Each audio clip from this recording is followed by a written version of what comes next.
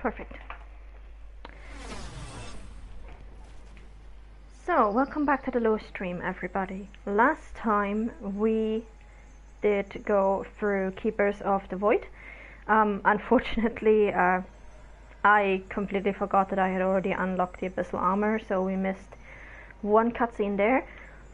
Like I said, it will be on YouTube when I actually upload it. I'm finishing up the video actually in the background right now while I'm streaming. But for now we are going to move on, and we are going to do one of the last two things that is left, namely we are going to go to the Scar, where we will have our rematch with Wrath. Because if you remember correctly, we fought Wrath in the beginning of the game, but we did not actually capture him, so he is still at large. We have to get him now, and we will, as soon as we have taken care of these two bastards. Perfect.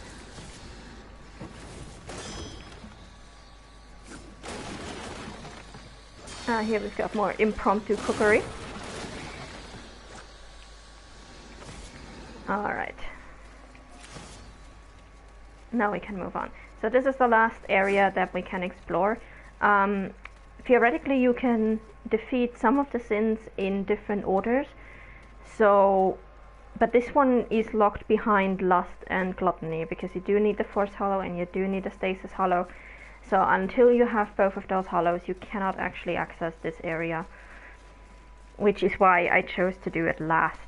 After this we will have nothing left except for the Crucible, and then basically finishing up the side quest from the Lord of the Hollows.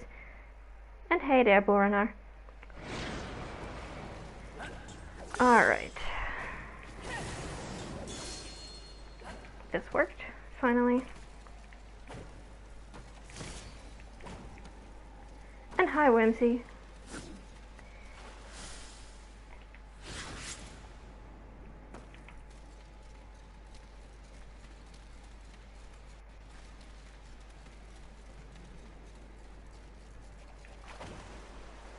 Alright, here we go. Our first serpent hole for the Scar, and now we get to the proper area.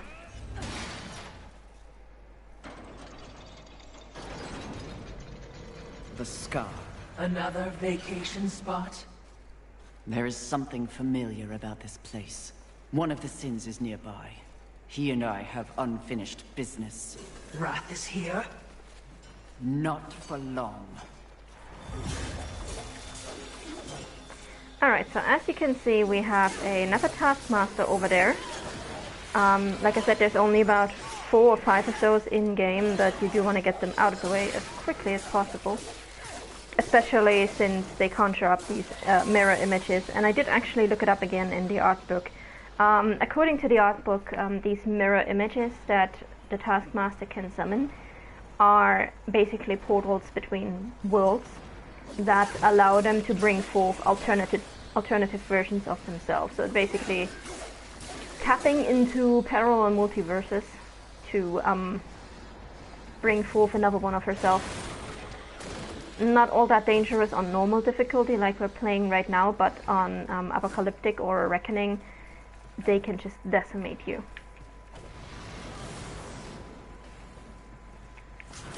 Now get very comfortable with these. We're going to see a lot of these.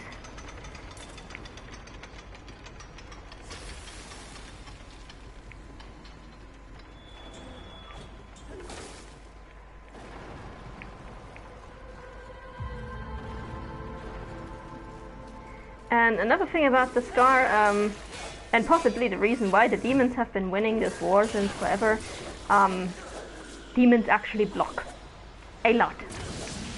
This is actually one of the really interesting things. Like, the living angels never block. They evade a lot, but they never block.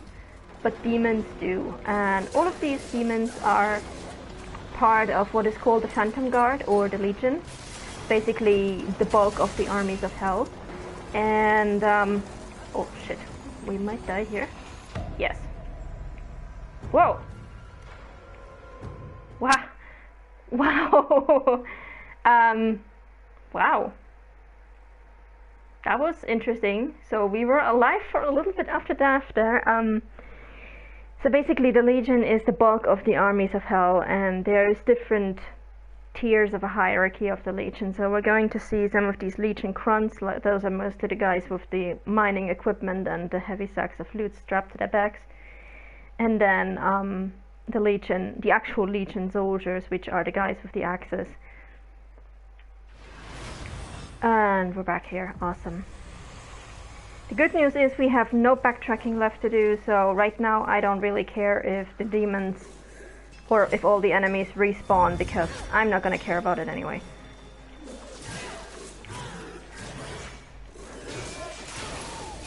A little inconvenient that I attracted the attention of all of them at once, but we're going to live.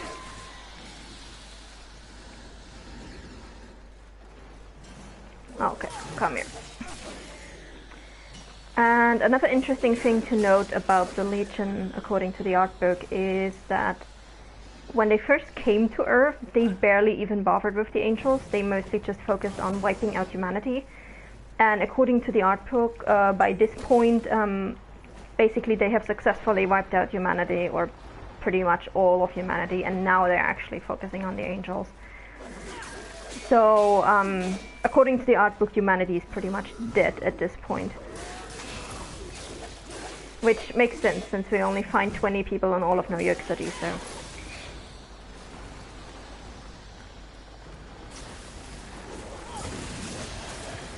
Give me back my souls, thank you, and let's try this again. I hate these because it is so easy to get stuck on something when you're running across these. And we're dying again. Yeah, that's what I thought. That's the thing, like you can press all the right buttons, but running across these, you can get stuck, and if you do get stuck, it's an instant death. So I think I might actually have to flame jump out of there, because clearly Fury does not like to grab ledges today. And this is also the area of the game where we will get confirmation that this is in the same city as the city that War is going to explore in Darksiders 1.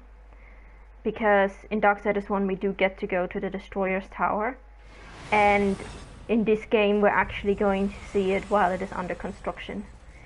So we do know we're in the same city basically, just a couple of decades apart. Alright, let me try to get these guys out of the way first this time, so I don't have to fight 5 people at once.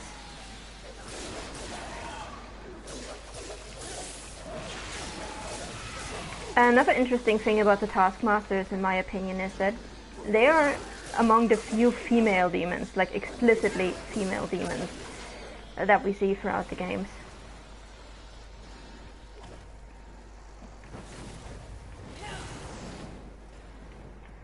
Alright. I'm not gonna bother with this dude this time because we already picked up the item, so who cares. And this time we're actually going to use the Flame Hollow to get over here because... yeah, clearly it's otherwise not going as we want it to go. There we go.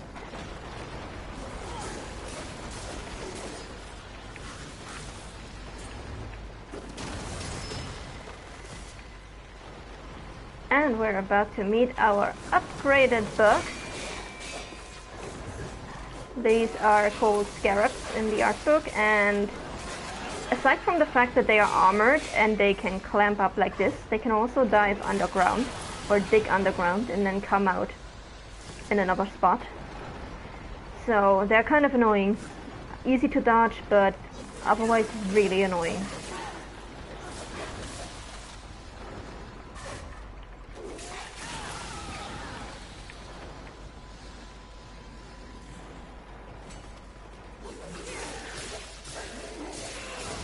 So here we got kind of a Legion commander. This guy has, I can never dodge his attacks right, like I can never get the timing right on this guy.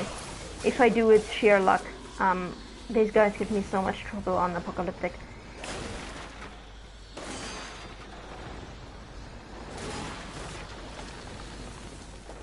Oh, hello, I did not see you there.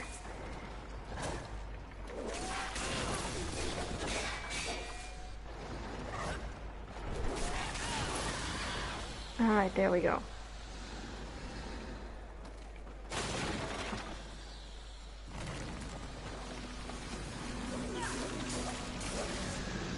So that's what I said, they can dig underground and usually they will come out wherever you were standing. So just step out of the way for a moment and they're gone.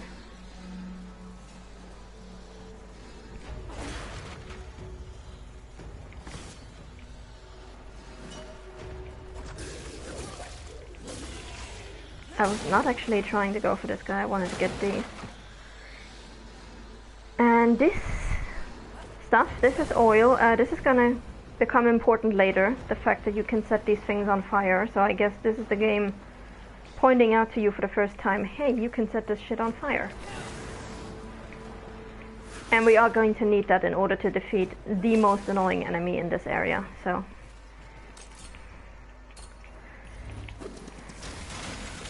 Alright, now you basically want to freeze this thing as soon as the bar passes you.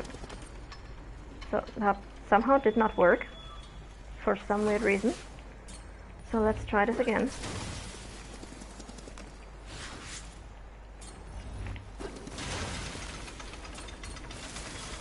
Oh shit.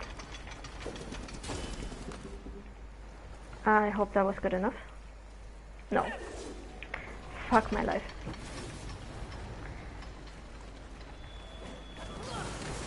I swear these things don't normally give me trouble, like I don't know what's wrong with me today.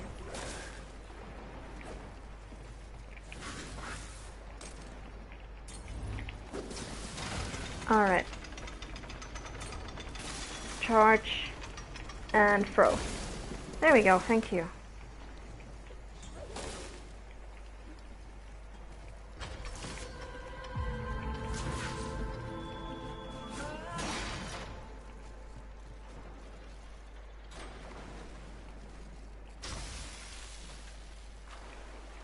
Oh, here's another thing. I find it highly amusing that everyone seems to be looking down on humanity as kind of the dumb ones and the primitive ones.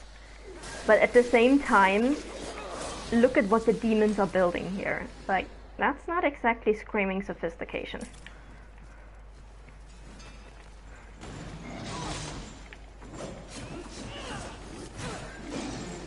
Also, something that I forgot to point out when we went to Usil in the Bonelands is that Usil's outpost is actually very different from how angelic field outposts are described in the novel. According to the novel, angels have like these translucent sort of tents that look almost like... They look like they should be translucent, but they're actually not. They're actually opaque, so you can't see inside. It's kind of a glowing orange material.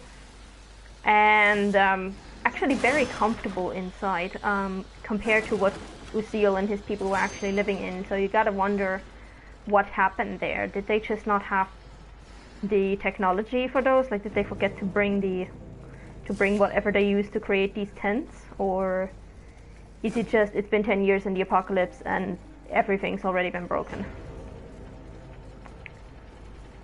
Food for thought.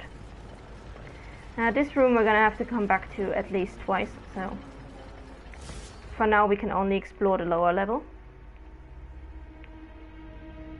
And yes, commenting on what just was said in the chat, yes, it's probably also a bit of excitement or nerves regarding Darksiders Week.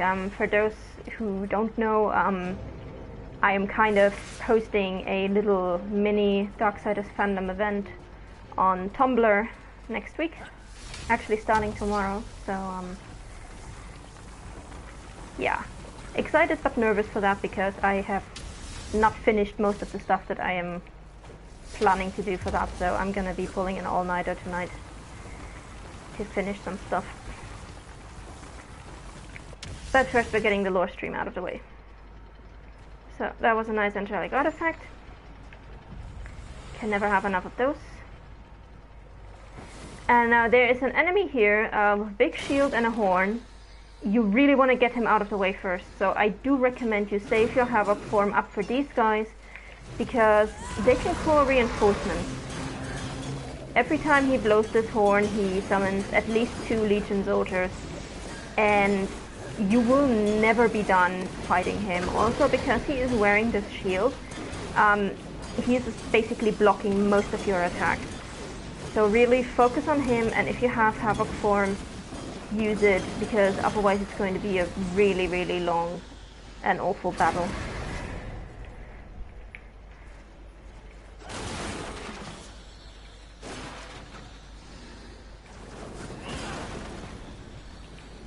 Alright. I'm actually gonna hit this thing already because we're going to need it to move. Might as well do it now.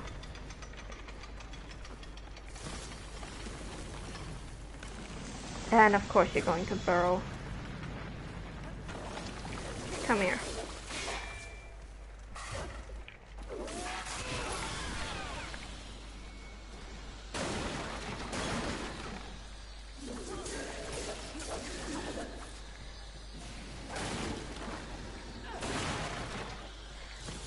Alright, and over there in the distance you can see the last of the Chosen, the Grog. We're gonna have to fight him later. We'll get to him. He is actually relatively easy to defeat. He packs a punch, but he is slow and he is relatively easy to dodge.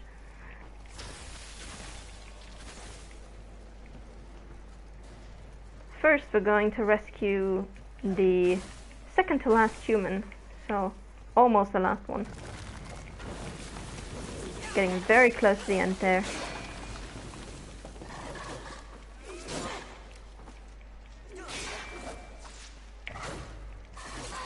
Ow! You interrupted me while I was dodging. How rude.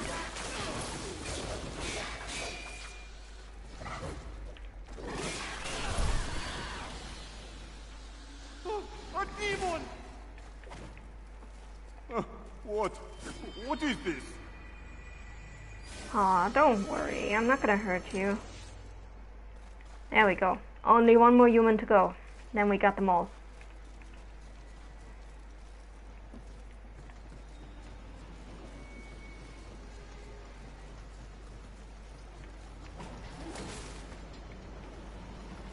And same thing here, you want to hit it and then freeze it as soon as the bar passes you. So, right now. There you go.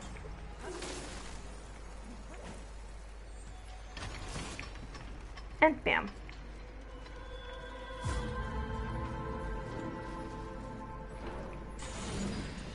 Good thing he's over there. Friend of yours? I doubt it. Rhetorical question. I know you have no friends. Though you Hashtag do forever have alone. enemies. I don't think it's aiming for me, mistress. Okay, so this section can be a bit annoying because these platforms can be hella confusing. And we are getting rocks chucked at us the whole time while we're here, so really not a big fan.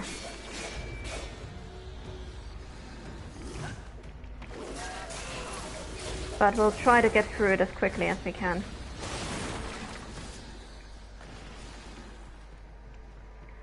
Alright, actually I wanted to leave you guys alone for now, but fine.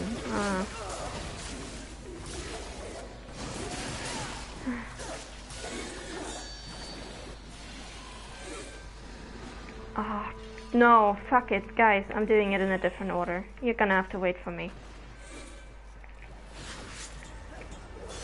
So, first we're gonna go over here. Like, if I'm doing this out of order, I'm just gonna forget something, and I don't want to, so we're just gonna go step by step. Now, these are our red-eyed shadow demons for this area. They block even more, and they do a ton of damage. And I wish we didn't have this Legion Ballister chucking spears at us while we're fighting this dude. Because fighting him is bad enough. There we go. I'm gonna take care of you in just a minute. There's one hiding back here, don't forget about him.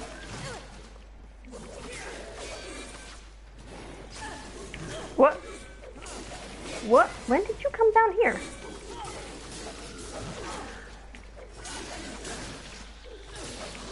Okay, finally.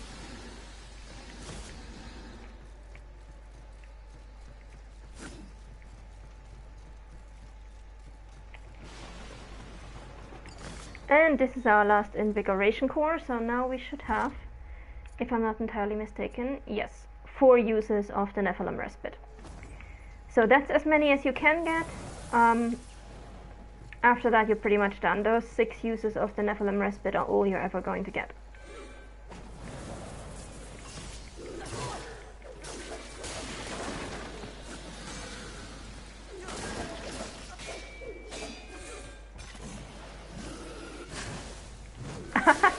Oh my god, he spared one of his friends. Awesome. I love it. More of that, please. Yes. Thank you. Good shot, Demon Ballister. To your knees.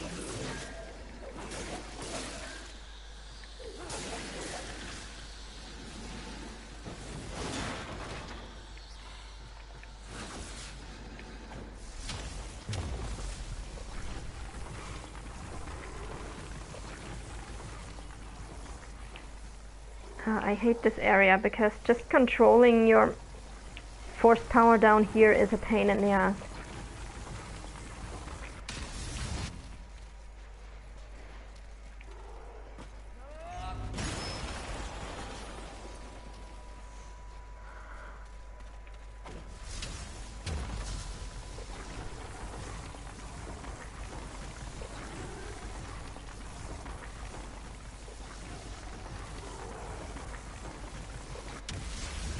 Alright, now we can get up here to all the guys with the spears. Ouch.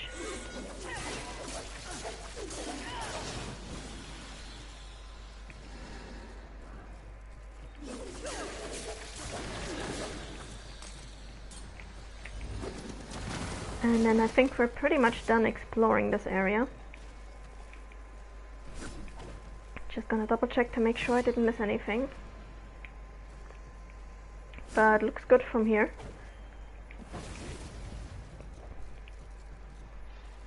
Oh! Oops.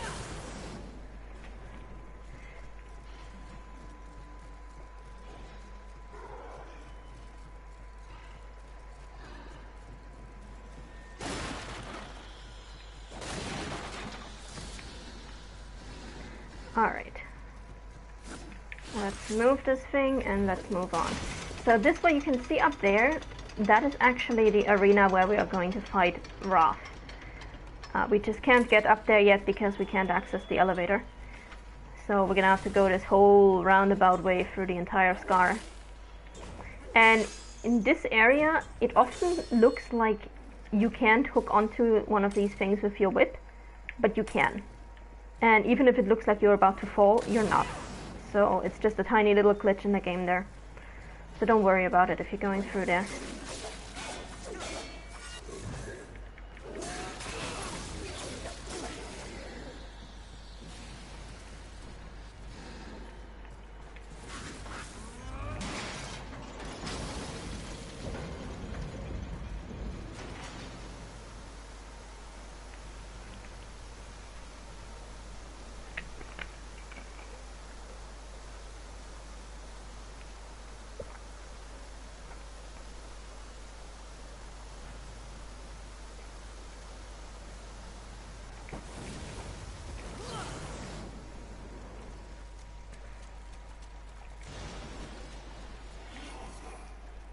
Hey, don't run away from me. So these guys are the same as the normal ballisters, except their arrows, their spears explode when they hit you, so do a little bit more damage. Other than that, they're exactly the same. Hi, Sacha, you're...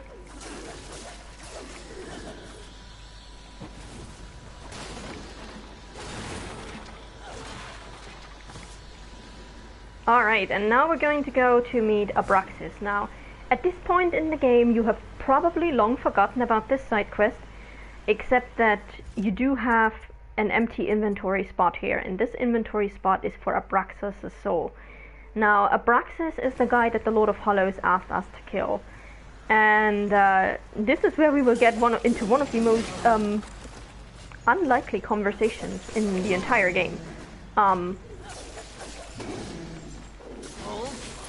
Because the game is actually going to give us a choice of how we want to, well, of how we want to proceed in this quest, which is not something the game usually does. None of these games really. Like in Darksiders 2 you had the option to ask for some bit more lore info and such, but the path forward was still very linear, so this is the first and so far only time in the game that you can actually choose between two paths, which will actually have slightly different outcomes. So, interesting from that perspective alone. If it wasn't so gaudy, it would be quite nice. Another foolish demon building a temple to himself. All hail the conquerors. The cycle continues.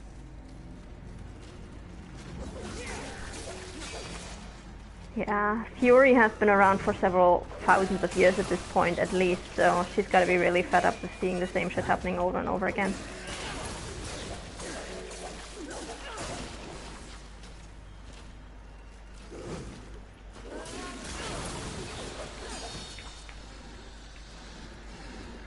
Alright. Sacha, regarding your question from the chat, I am doing fine. Mildly anxious and terrified about Darksiders week, but aside from that, all fine.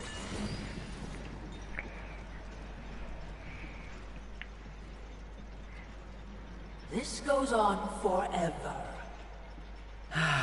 Clearly someone's compensating. Did you just make a joke? Yes, she did. Look at her. Strife would be so proud. This is bad. Even, dare I say with apologies, stupid, mistress. What are you so afraid of? It looks to be another would-be demon conqueror. Not would-be, will. Easy, milady. There's no need for steel or whips. Another demon with a mysterious agenda. Do you know Volgrim? I believe you two would get along. No, milady. Where Volgrim deals in trash, Abraxas trades in class. My reputation precedes me, I see. It does. Someone wants you dead. They can get in line.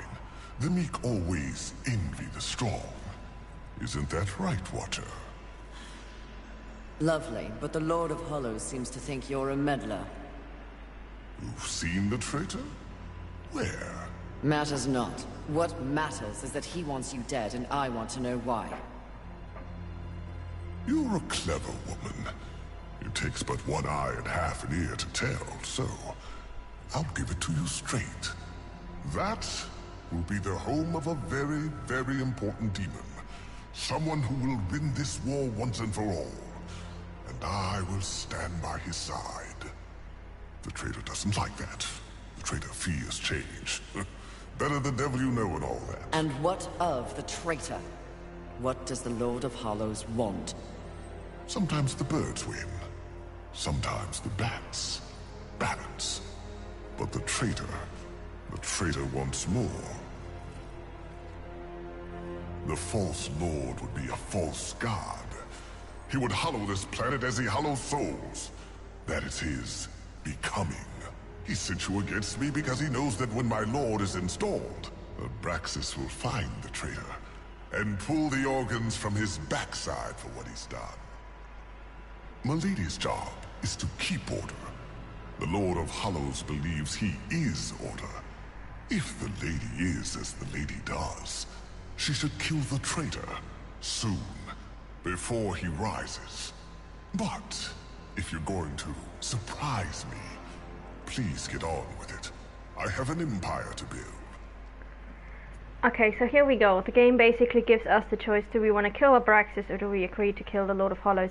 If we agree to kill the Lord of Hollows, we will let Abraxas live, and he will tell us that the name of his lord, for whom he is building this currently under construction castle in the background, is Destroyer. And we are going to meet the Destroyer in Darksiders 1, so definitely taking place in the same location.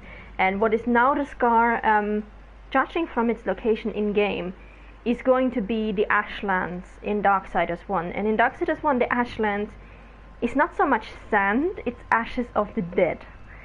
So basically all the sand that we're walking through out there in the Scar, that's not sand, those are the ashes of the dead. Next thing, interesting thing to note, he says the traitor. Now, what we're going to learn about the Lord of Hollows, and I'm going to spoil a tiny little bit here because we're going to see it later in this stream, that Lord of Hollows used to be part of the council. The only people who would have reason to call him a traitor is the council themselves, actually.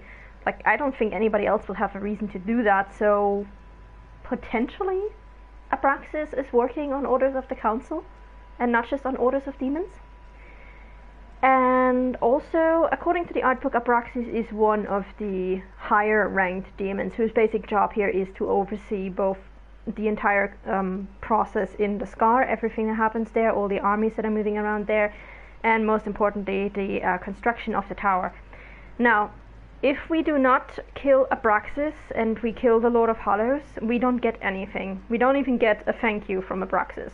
Like, it's completely unrewarding, and it will give us a short ending in which the after ending cutscene changes a little bit. Like, there's some minor changes in the cutscenes, and it's really not worth it exploring it for that. If you want to go to New Game Plus 9 and you want to do one run through where you let Abraxas live, by all means do that. But we are going to go for 100% golden ending, so that means we're going to kill Abraxas. You are quite the silver-tongued demon, aren't you? The original. It shall make a fine trophy then. Suit yourself. Also, a fun fact, and this is completely No demon can outclass me. this is completely irrelevant to the lore. But fun fact, this voice actor who is voicing Abraxas, whose name I always forget, I'm terribly sorry, he's an amazing man. The first role I ever heard him in was Lucius Fox from the Batman Arkham games. And he has such a distinguishable voice that demon can outclass me. it's kind of funny hearing Abraxas and thinking of Lucius Fox. Like, those are two characters that could not be more different. The master was concerned about you. And your brothers.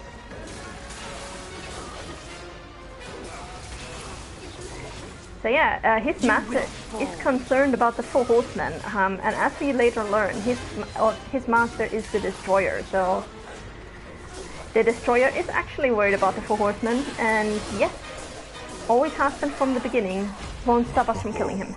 You're on the wrong side of history, my lady. I'm no one's lady. Mistress, this would be a fine time to leave.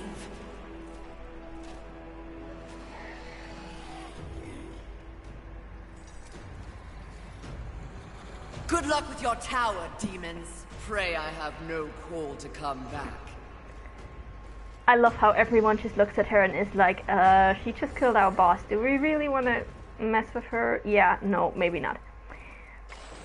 And also, when Abraxas said the meek always envy the strong, and he looked at the Watcher, that's another bit of foreshadowing. So yeah, here we have the freshly severed soul of Abraxas, burning hot with demonic energy. There's a sense that the soul is still sentient and aware. Awesome. So now we have our 4th inventory slot filled. We're soon going to change that and actually get another item in here. Before we do that though, we're going back up just for a little bit. And we're going to get the luminous visage in his room, and I think there's a piece of adamantine nearby that we're also going to get. So, just picking up some goodies.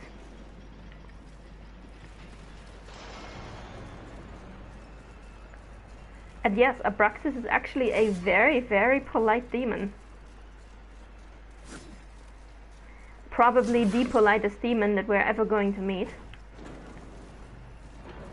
Doesn't change the fact that we have to kill him.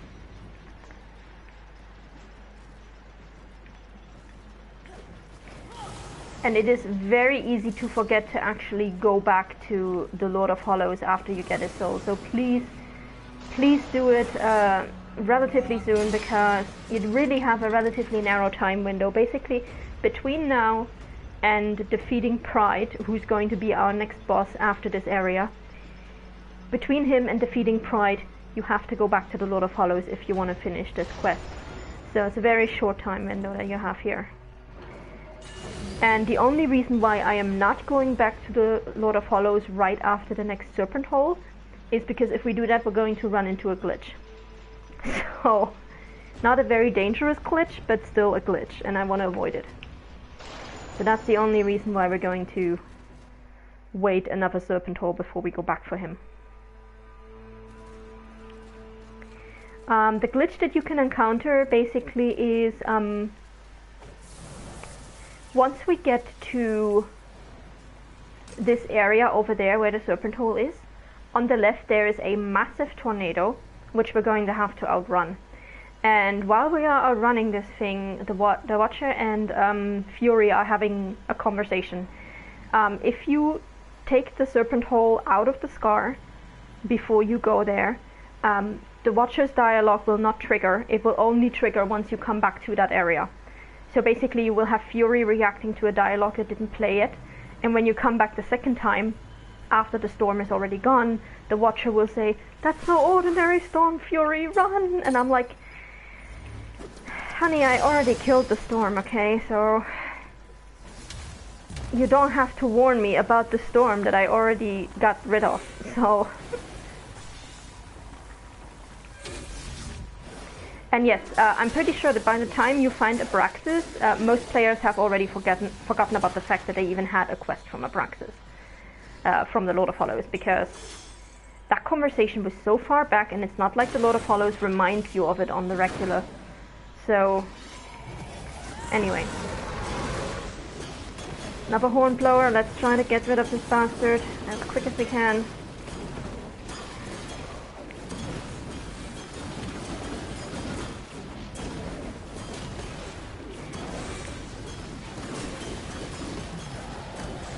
And yes, it would have been really nice to at least get a reminder of this side quest.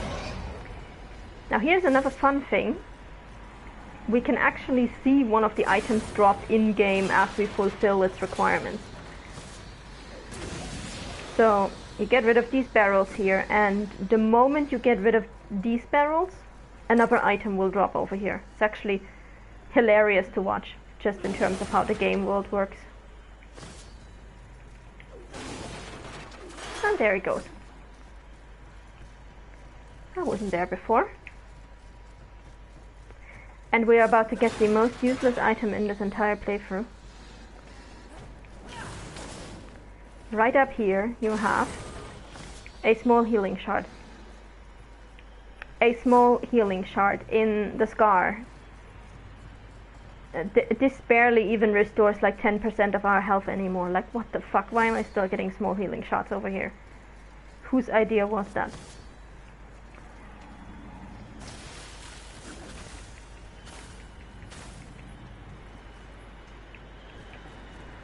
Alright.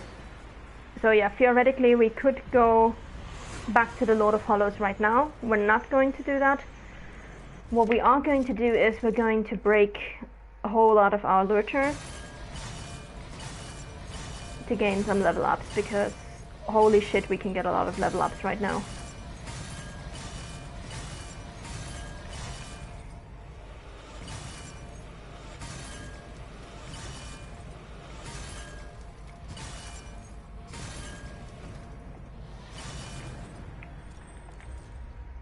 Good eating. This will be fun for both of us.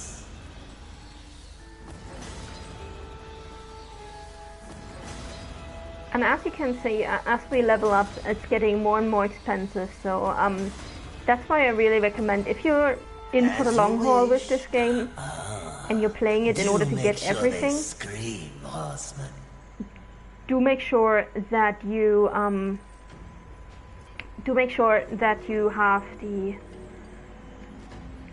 have the luminous visages saved up for the very, very end of the game, because you're just going to have to use so many coins in the so many souls in the end in order to level up. I think at level 300 or at level 299 it costs about 170,000 souls to level up one level, which is ridiculous. Now this storm is the bane of existence for every player who has ever played Darksiders. The timing on this thing is really ugly. Basically you only have a very narrow time window to get from here to, where is it? To there, to this entrance. And you really have to time it correctly, and you have to equip the Force Hollow as soon as you land, because otherwise that storm will just sweep you away. So we're gonna wait until it's all the way at the back on the left side, and then we're going to make a run for it. There we go. That's about as far away as it's going to get.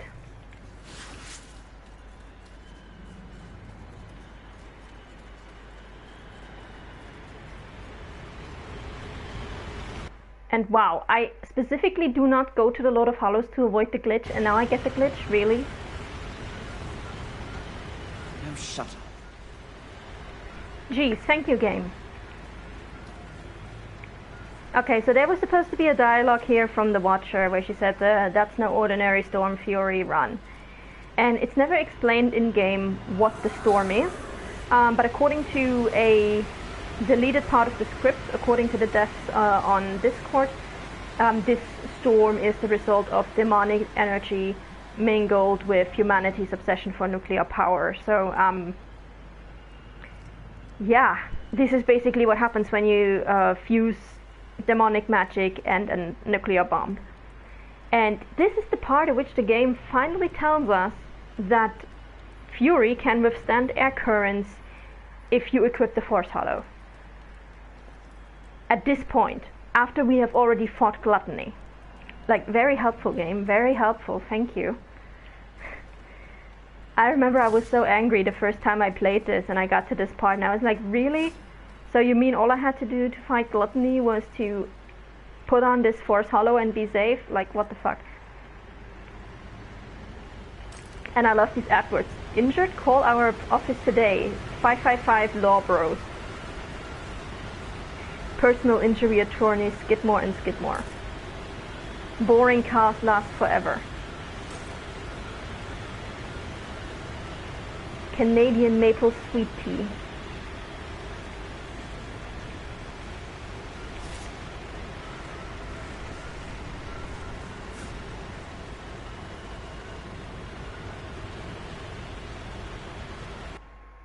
Alright. Well, I guess now that we've already encountered the glitch, we might as well go to the Lord of Hollows. Greetings. So, gonna take the Serpent Hole take your time. and get back to the Lord of Hollows to hand in Abraxas' soul. And at this point, you will also get a choice. Do you want to kill the Lord of Hollows or do you not? So technically you can let both of them live, you can kill both of them, or you can kill one and let the other live. It's entirely up to you. We're going to let the Lord of Hollows live. Which is not saying much, honestly, considering what's about to happen.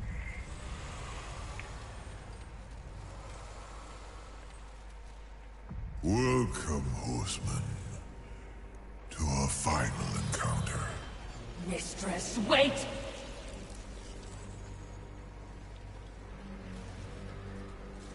Lord of Hollows, what's happening?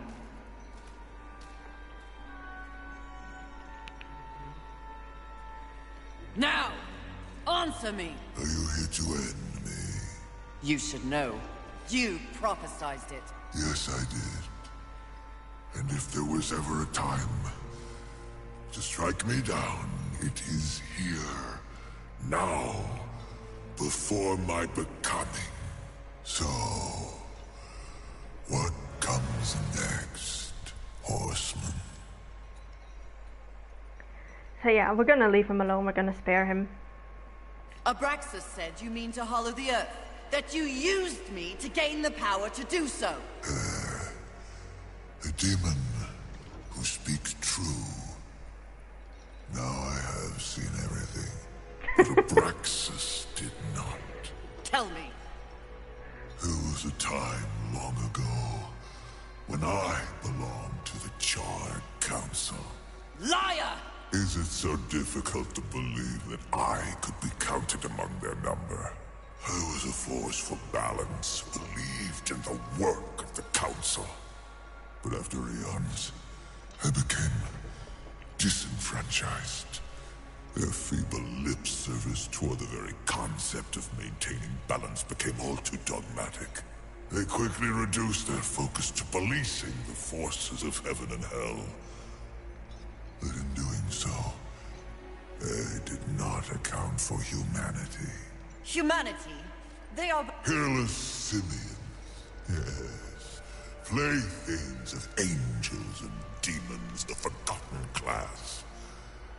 But they were meant for so much more. Humans were always meant to embody the universal balance.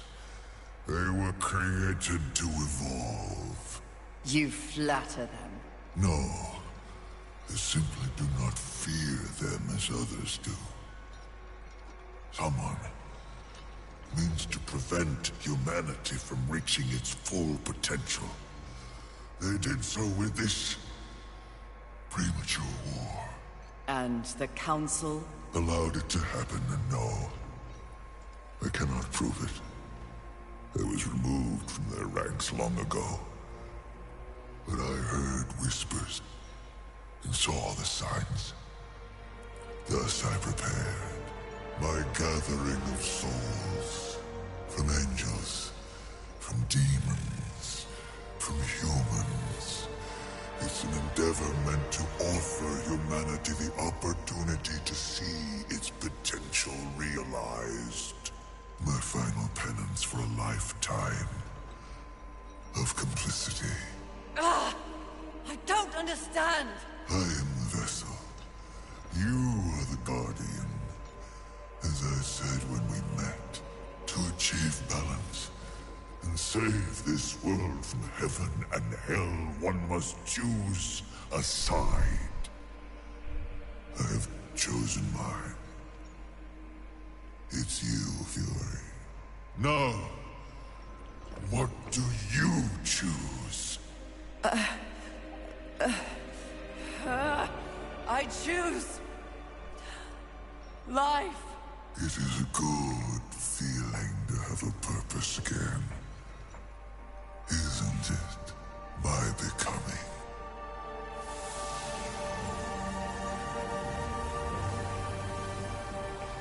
So yeah, not quite hollowing the earth. What he does actually is hollow himself. And this is what we get out of it.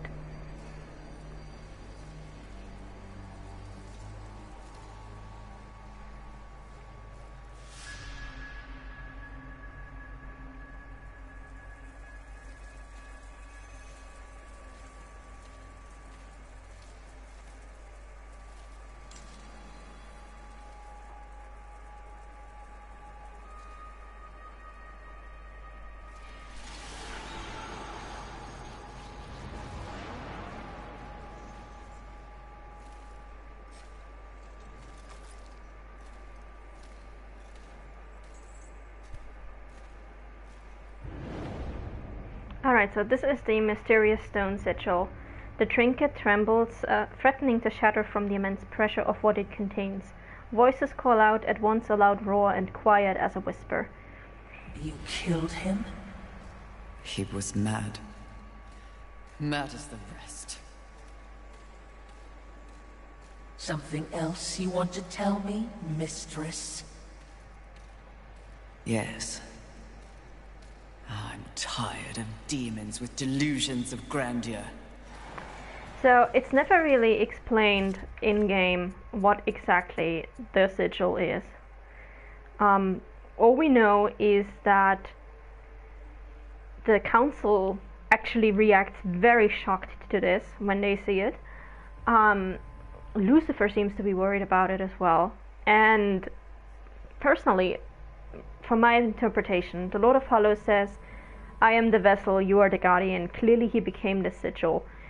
My interpretation, because he said it's meant to offer humanity the chance to see its potential realized, is that he essentially hollowed angels, demons, and other creatures for thousands of years in order to amass their energies and give humanity what Eden should normally have given them, because that was where humanity was supposed to grow up, where humanity was supposed to evolve, was Eden. And Eden in the Darksiders universe is characterized by two things, or has two very important things. First of all, it has waters with regenerative qualities, which would have allowed humanity to probably be much more resistant, much more live to a much older age, and potentially even be immortal like angels and demons. And secondly, it has the Tree of Knowledge, which can give you visions that will either give you the truth or it will drive you insane. But it has basically all the knowledge in the universe, including knowledge of the future. And so I'm thinking that this basically is the distilled essence of the immortality and the knowledge of all the creatures that he absorbed, bundled together into this amulet so that humanity has some access to that. Again, we don't know for sure, but just from what the Lord of Hollows has told us about the sigil and what we know about Eden, that's my personal interpretation of it. We do know that it's an immensely powerful trinket.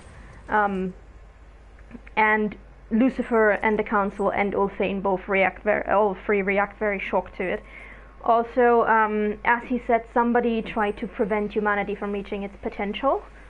The two most likely suspects are Lucifer, who already tried to wipe humanity out once, remember, in Darksiders Genesis. And so Lucifer and Lilith actually working together. And the other one is the Council. So we don't know for sure, but those two are the most likely suspects at the moment. So for now, let's get back to the Scar. Let's get back onto our way to defeat Wrath. At least we have the side quest crossed off now, so we don't have to worry about that anymore.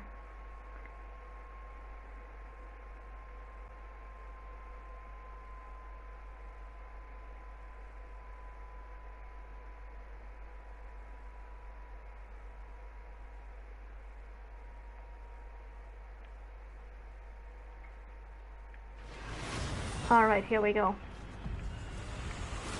Now, as long as this tornado is around, I like to leave the Force Hollow equipped as much as I can whenever I hear the tornado, just in case we get into one of those spots where it can actually hurt us.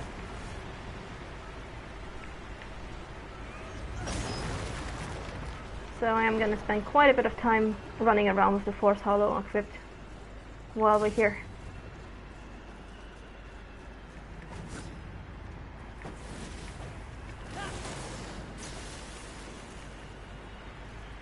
Oh, shit.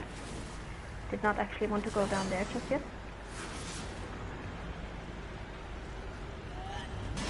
There we go.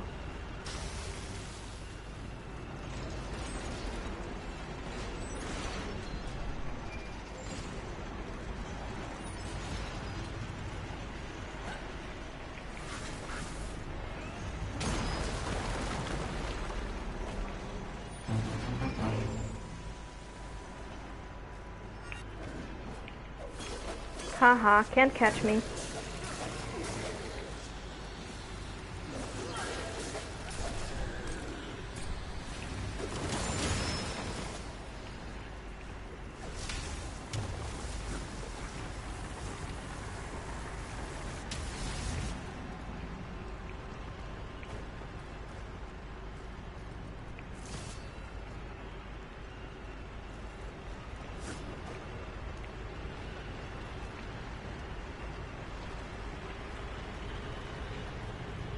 Alright, time for our second tornado encounter. This one is even worse than the first. So we want to go over there, where the other subway entrance is. There's an item on the right. Don't even think about getting that for now, we're going to come back for it. There's two items in this field. One is an angelic artifact, one is a luminous visage. We're going to get both of them after we kill the tornado. You seem different, mistress. Even if we stop the Seven, this world will be torn apart. For what? There will be a reckoning. I'm just not sure from where it will come. It will come from the four of you. You're horsemen, remember? Like, reckoning is your entire thing.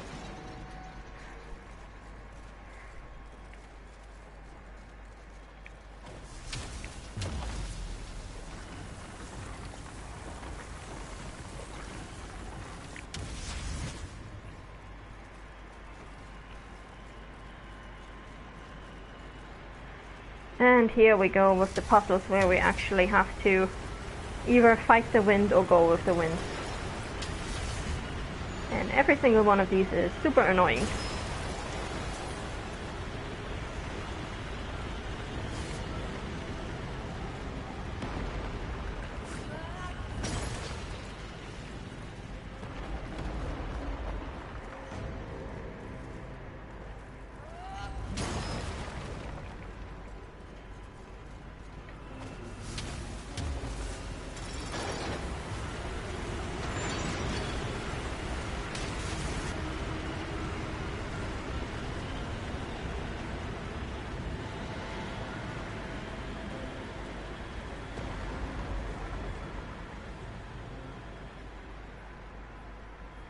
And regarding the question from the chat, I don't exactly know what you mean, Sacha. Your like questionable force hollow part? Force hollow path? Oh, you mean those things on the wall? Like why they are even there in the first place?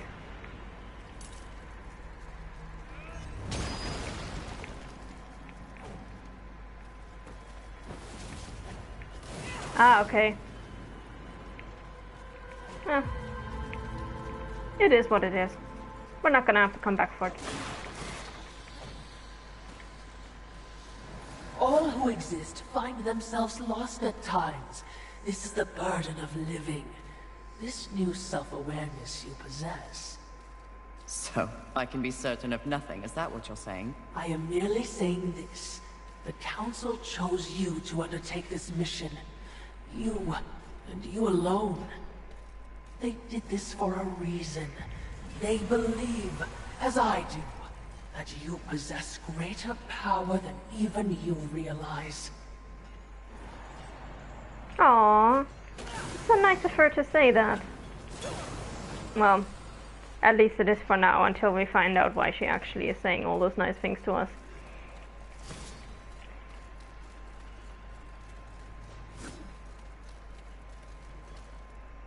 Now, this right here is...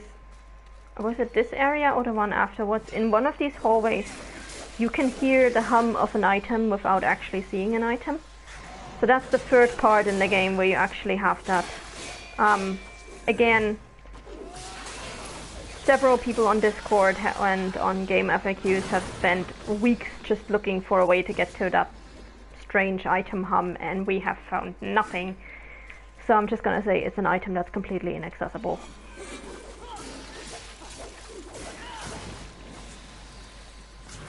Gonna open up this little shortcut here, which is pretty much right next to Abraxas's place. But we don't have to go back to him anyway.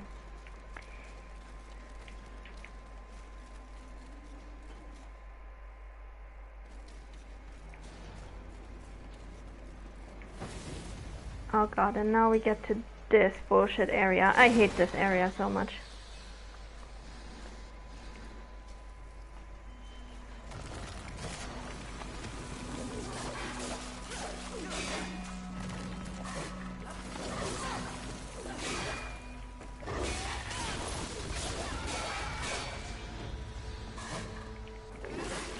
Alright, so let's see if we can get these guys one at a time. I don't want to have to fight all of them at the same time. Can I please have you? Yes, I can have you. Come here. So we've got one Legion Commander.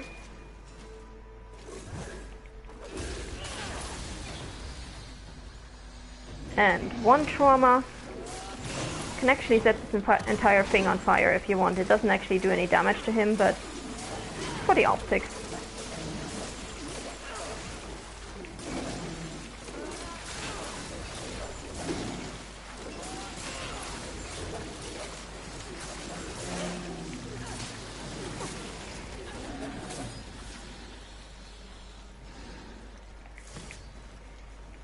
And then we go for our second trauma demon. Come here, dude.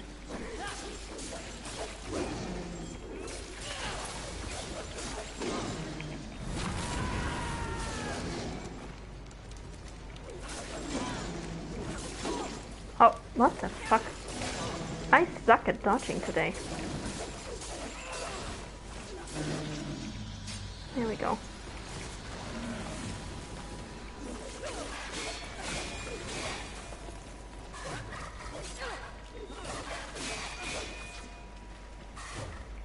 Taste the sting of my whip!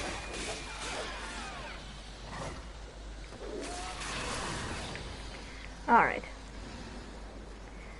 Now, for the record, this is not the part why I don't like this area. I mean, the amount of enemies that we have to fight there is also pretty boring and tedious, but that's not the reason why I don't like this place. The reason why I don't like this place is these stupid conveyor belts. Because there is a ballister over there who is gonna throw spears at us. And we're gonna have to try to dodge him, still manage to jump over there, and then jump back.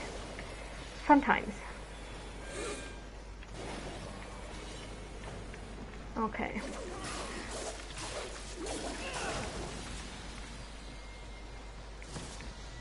So, jump down here for an undying shard. And now, nope, fuck. And now we have to climb all the way up again. This is what I hate about this area. You make one misstep and you have to climb all the way again. And not all of these things are flat so you can walk on them. Sometimes they just stay vertical like this and you have to wait forever until a new one comes along. So, we got lucky today. Because I have had playthroughs where I had like 5 of these in a row and I just stand there waiting for one that I can actually climb on.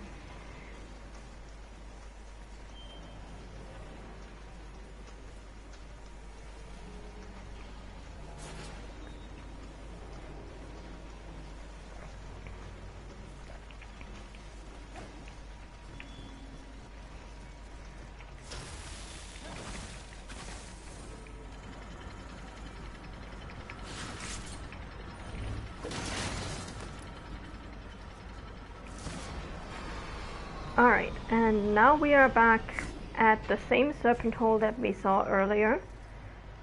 The drilling annex. Only this time we're actually on the top level. And this is technically the elevator that we have to go into, except we can't go from this side.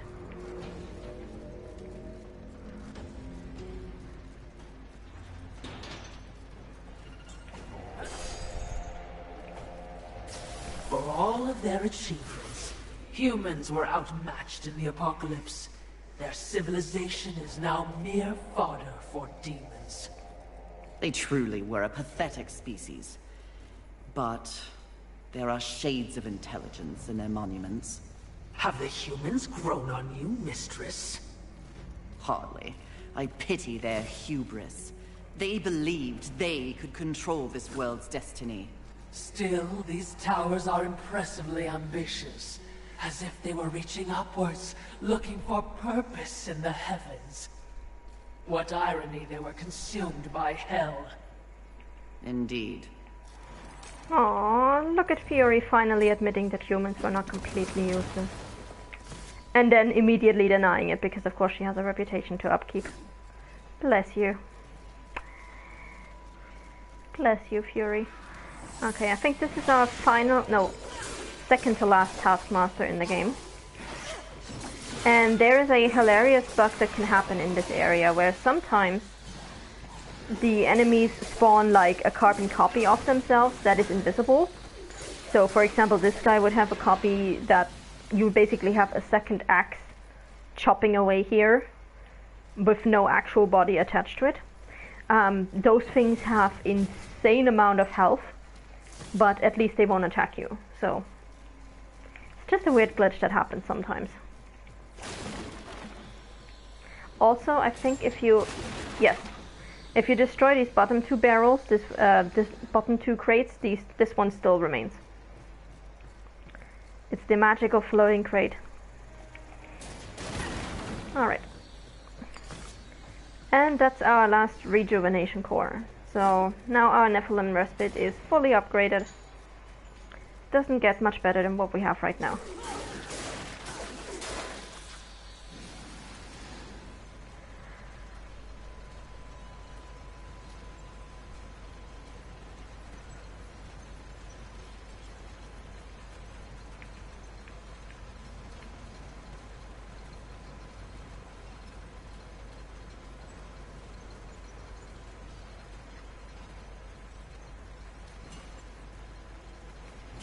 Alright, and in this area we have another hornblower, so as soon as we have killed this guy and grabbed his strength shot, we are going to go over here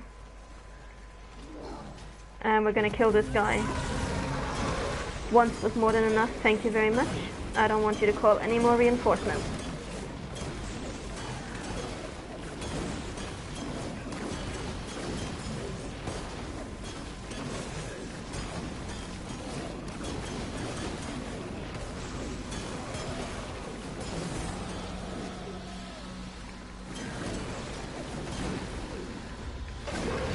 Alright, there we go. Perfect.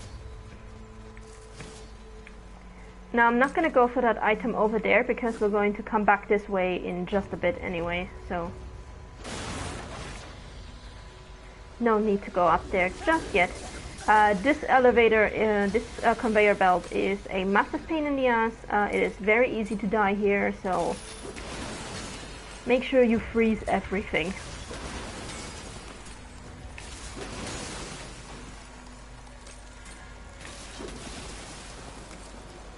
When in doubt, freeze it.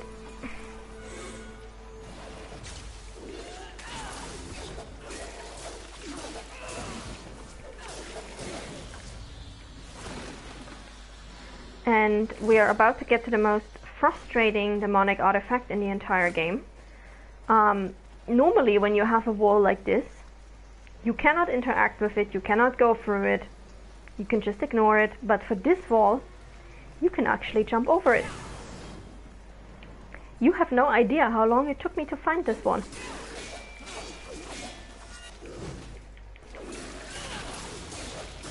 And at that point I just want to say massive shout out to Johansson from the Reddit, who from the Darksiders Reddit, who put together a list of all of those demonic and angelic artifacts, like every single one of them and where you can find them, because oof, I don't think I would have found all of them without that list.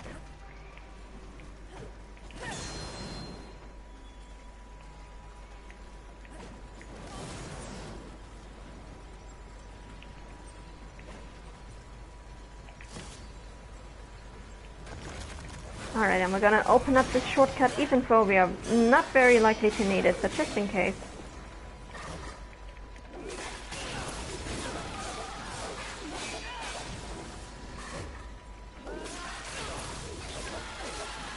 So this leads back to the area with the Taskmaster and the Rejuvenation Core, which we don't need right now. We are about to get to the last of the Chosen and our last human.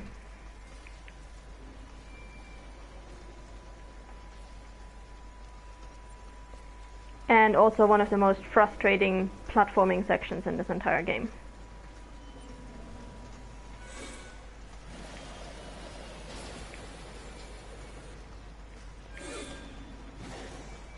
Yes, Fury is a lot better at going over or under things than her brothers are, so kudos for that, but there's still room for improvement.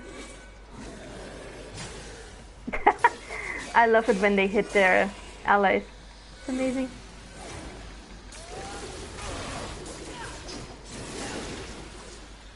Goodbye.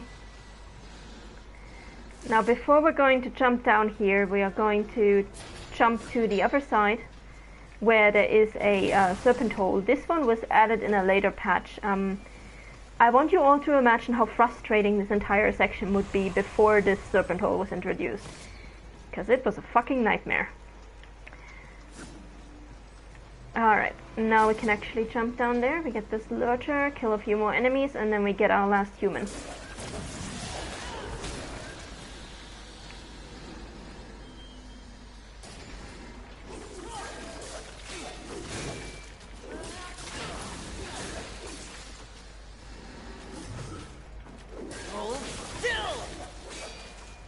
Seriously? He's got like 1 HP left. Come on. Alright.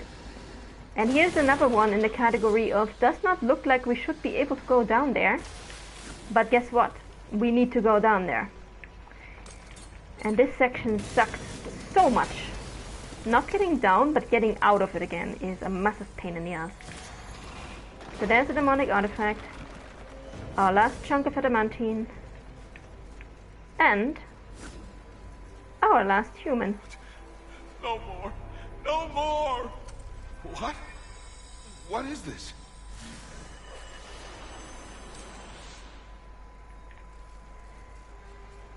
Bjornar, your comment from the chat about Death being able to wriggle through some of these cramped spaces. I will remind you of that one area in Lost Light where I had to use the Void Walker to make him climb through a hole. That was basically Death-sized. So, yeah. Anyway, this thing, getting back up here, massive pain in the ass. We are very lucky this worked because you have like a millisecond to go. Oh, this thing gives me so much anxiety. Like basically if you jump on here and you get stuck at any point, just freeze it and go back. Like this thing is such a massive pain. I hate it. Anyway. Prepare, mistress.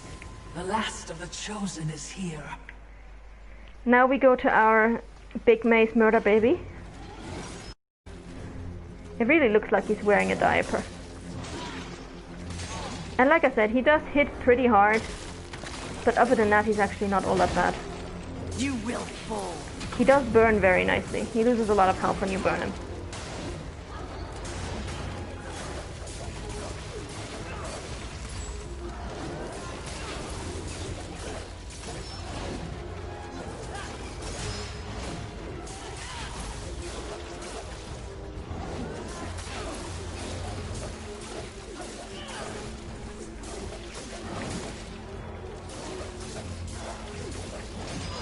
Oh, ouch.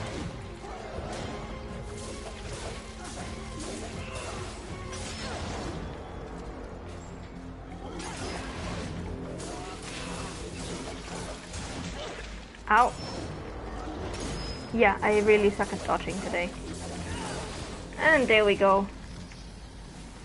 Last essence of a chosen. Well, actually, not quite the last. There will be one more that we'll be able to buy from Volgrim, so... But the last one that we get for free.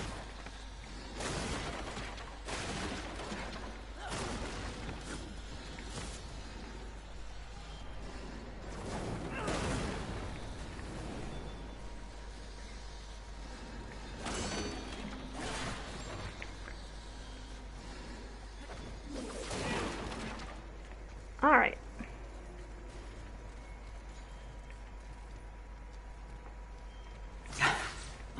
Felt it. A pure hatred. Burning like an invisible star. Finally, mercifully extinguished. Yep, and that matches with what we actually learn when we look at the essence of a chosen at the inventory description of it.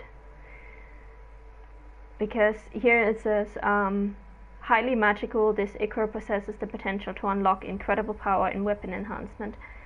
The chosen are creatures fueled by anger. The creator turned its back on them long ago, leaving them empty, cold, lacking the spark of life that courses through all things. None know why the chosen were forgotten, not even the chosen themselves. Now they wander, acting on the only thing left to them, hatred. So, yeah. The only thing left inside the chosen after the creator abandoned them basically is anger. Just sheer anger and hatred. And I find it kind of curious. This is, I think, the only item description where the creator is referred to as it instead of him.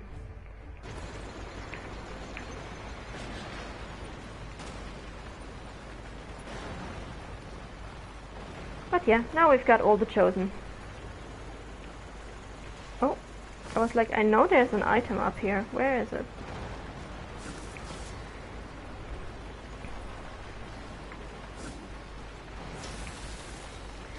And now back onto the conveyor belt. Yay.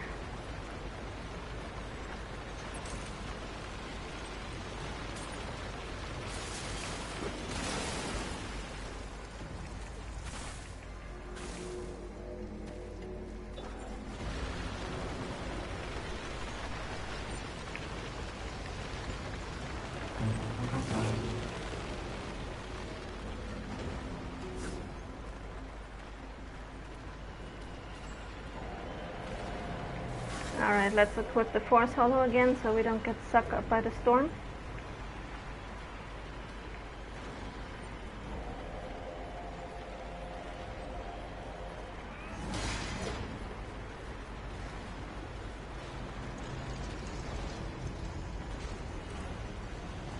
So this is one of the most annoying areas in game, because technically, as long as you are in this hallway, you can still equip any upper hollow without being sucked up by the storm.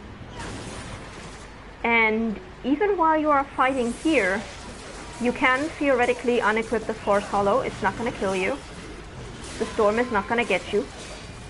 However, the moment you jump up on this platform on the right, where the item is, you will get sucked up into the storm if you're not equipping the Force Hollow. So this room is really treacherous. It makes you feel like you can't be hit by the storm, and then boom, you're gone. So just keep the Force Hollow on, do yourself a favor.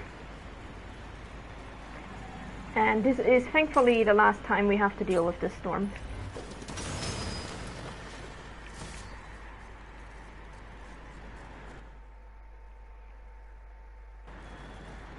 Look there. You feel that? The vibrations of power that emanate from it. No, but feeling isn't my strong suit. That said, I would recommend avoiding it. Why? If I may be blunt, what brews within is not part of your mission. Interesting. And Fury finally channeling this troublemaking spirit of her brother, where she's just like, oh, I'm not supposed to be looking into that? I'm gonna look into it. You're saying I'm not allowed to go there? Well, then I'm gonna go there, of course. Okay, let's get away from this open area for just a bit, because I don't want to get sucked into this storm.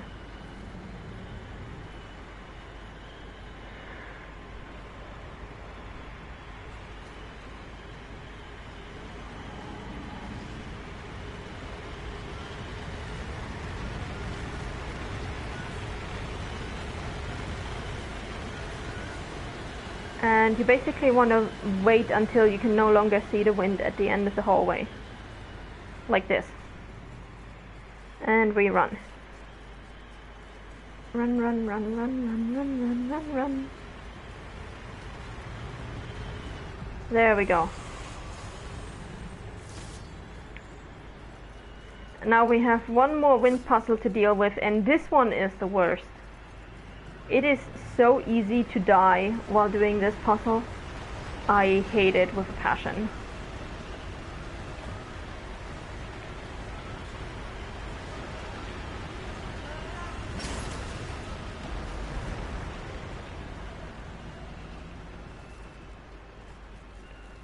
Okay. Just gonna put this all the way over there. No! God damn you. Seriously? Wind? What the fuck? Don't do this to me.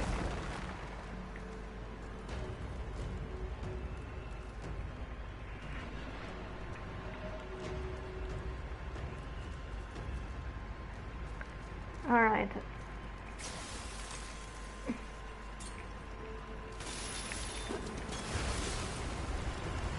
Please let this last long enough for me to go through here. Please, please, please.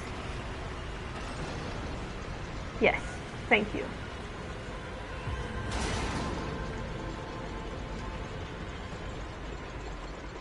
And now the part that I'm pretty sure made every single player rejoice. This here. We get to kill the storm. Thank God. Finally get rid of this thing.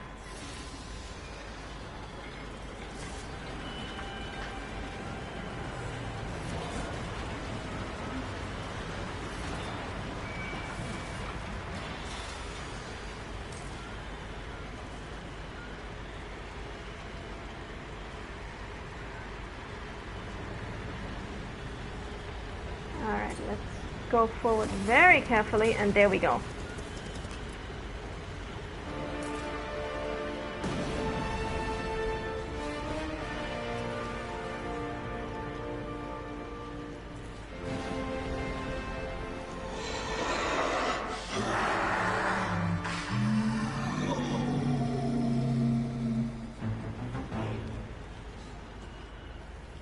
Congratulations on your victory, Mistress. I hope it was worth risking everything. Did you hear it? I heard only your screams and a monster died. Perhaps. Or perhaps the universe holds much more mystery than I ever imagined. What does that mean, Mistress? I detest philosophy. Oh man, I love this scene because I just love the sheer joy in Fury's voice when she talks about that voice, because finally there is something left in the universe that is not boring her to death. Finally she realizes that, hey, I don't just have to sit around bored on a planet all the time. There's actually stuff out there that I could explore. I could actually be doing something with my life, and I love it. Now, as for why we can kill this tornado with fire, who knows? But I do find it interesting that apparently human nuclear power plus demonic energy makes a sentient storm. That is somehow both amazing and terrifying, to be honest.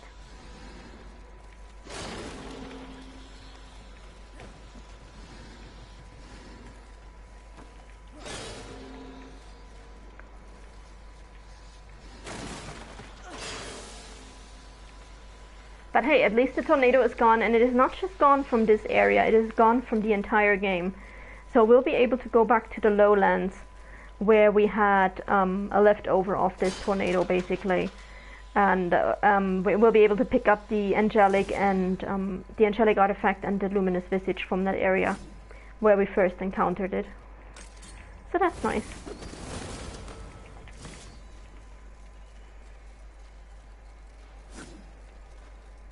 We're safe for now, but you're an idiot if you think anything else.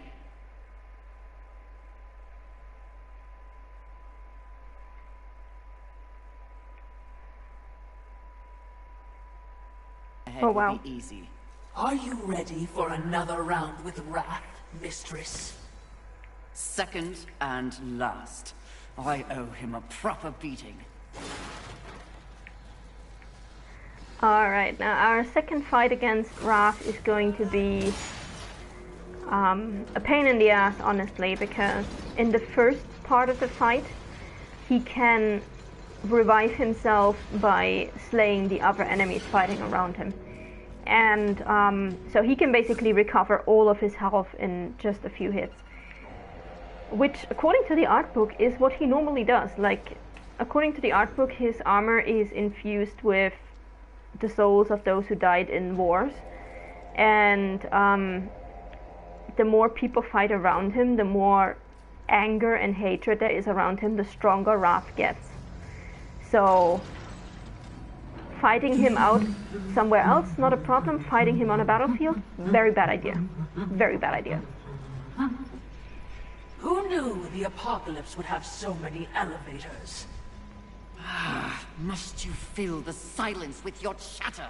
Are you suggesting the Great Fury does not enjoy the pleasure of my company? Pleasure is not the word I'd use. You wound me, Mistress, Have I not been the voice of guidance on this mission? I will admit, you are not completely useless. You flatter me, mistress. Don't get used to it. Aww. Sounds like a terrible battle. Which means we'll be running headlong towards it? You're learning!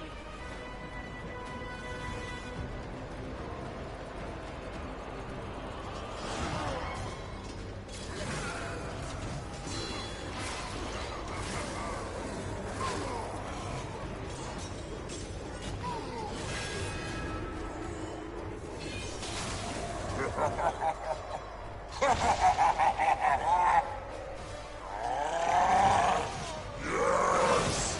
More bloodlust! More! Let it take you over! There is only glory in pain! Anger is love! Death is life! Oh god, he's such an edgelord, seriously.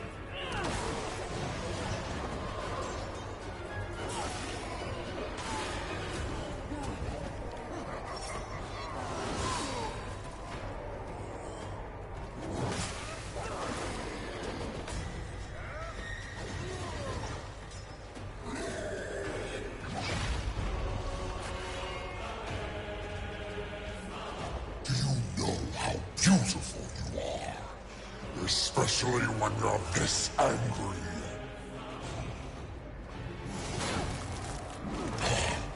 In some other reality, I could have loved you, Fury. Nope, nope, nope, nope, nope, nope, nope, nope, nope, nope, nope. Not even going there. Like, can you imagine how much that would hurt? The guy is basically made of fire. Like, no. You're angry, child. I invented angry. We are not going there.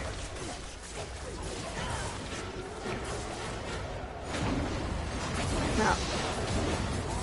I'm gonna use these to help take out some of his health, because again, he can heal himself by killing other people, by killing all the angels and demons around him. So, in the interest of not having to do this first stage of the battle for a total of 50 minutes,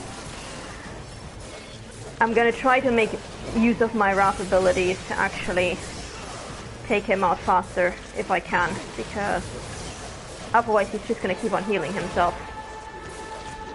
No! You bastard, come back here.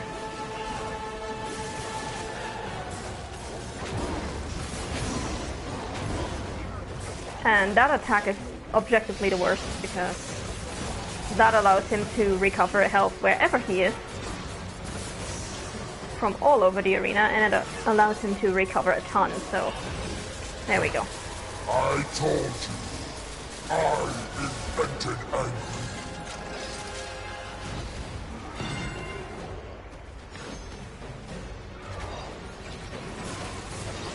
Now for this attack, I thought you were here to win. you want to get either very far away from him or very, very close, otherwise you're going to get hit.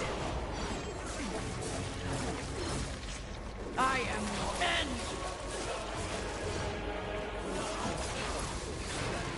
And also fun fact, according to the art book, Wrath is the strongest of the sins. Just in terms of like actual strength, not power necessarily, but in terms of strength.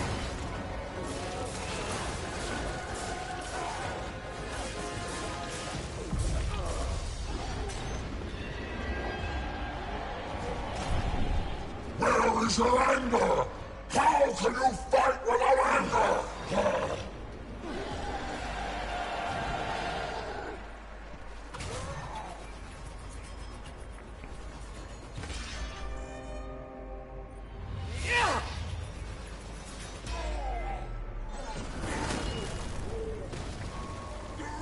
Skillfully it appears.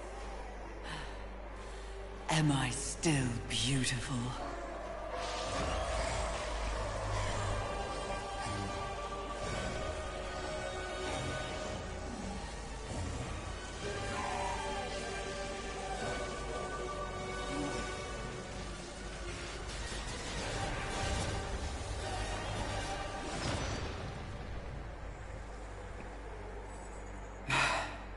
Thanks for the assistance. Watching, not speaking. Huh. We're all learning something on this little sojourn. Okay. Now, theoretically, we only have 2 more easy fights, well, relatively easy fights left to do. The final boss and Pride. But we also still have the Crucible left to do, but if I leave that for next week, we're basically gonna have 1 hour of Crucible, and then we'd have to change games again, and so on and so forth. Talk of your exploits travels far, Horseman. Targon wishes to see you. Does he now? Most urgently, it seems. Or you lose out on your cut? My cut? After all we've been through together, you think I... Of course it affects my cut. Please pay the Crucible a visit. Daddy wants a new pair of soul-slick shoes. You are filth. Am I indeed? Filth who knows where the good money is. If you're willing to play. Wogrim. Okay, so I'm thinking I'm actually gonna do the Crucible on this stream. So we're going to finish Darksiders 3 today. That means the stream is going to be a bit longer than usual, but I'd rather do that than to have to change games next week in the middle of the stream. So, let's see. Oh wait, we're also going to get new items after, we're going to get new items after Envy as well, so... after Pride. So, yeah. Okay, let's be very strategic about this. Greetings. Take your time. I want your angelic artifact. An excellent choice. And your demonic artifact. A wise Thank decision. you. And I want your An essence of the excellent chosen. as you. This will be fun for both of us.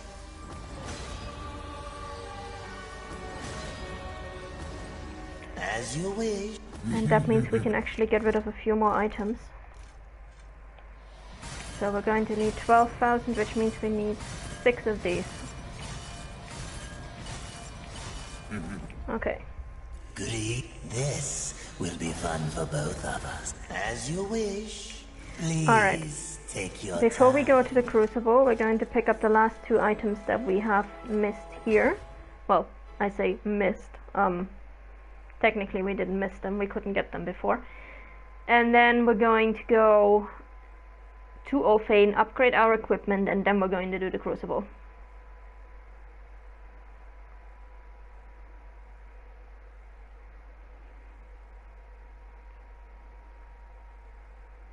I hope we'll be able to get through the Crucible relatively fast. I mean, we are playing on normal, so shouldn't take that long. If you do it on Apocalyptic, it will take you about an hour and a half to get through the Crucible. So, if we were on Apocalyptic, I would definitely say we end the stream here and we do it next week. But on normal, I think we should be able to do it reasonably fast.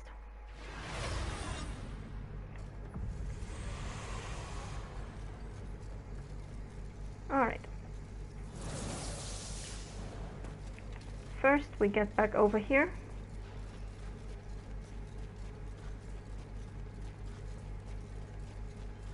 And we don't even get the dialogue from the Watcher. I'm so disappointed.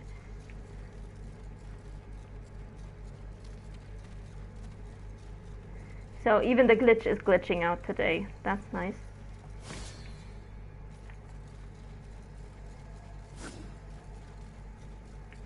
Where was the other one? Here. Luminous Visage, thank you very much.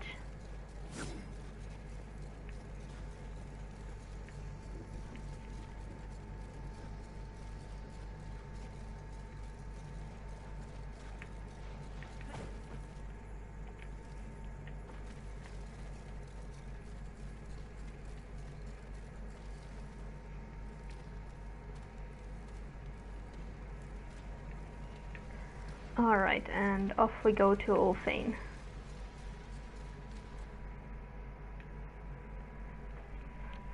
As soon as the game loads, of course. Greedy, please take your time.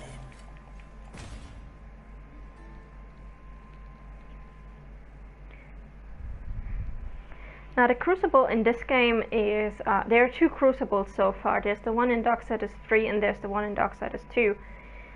Personally, the one in Darksiders 2 is laughably easy compared to the one in Darksiders 3. But the one in Darksiders 3 is more fun, in my opinion, because of the dialogues that we have with the champion of the Crucible. Or the creator of the Crucible, I should say.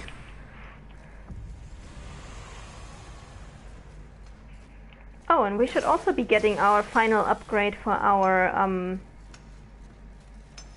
Horseman amulet from Ulfane. Fury. I'm not normally the speechless type, but thank you for the humans you sent in. I mean, you're dead.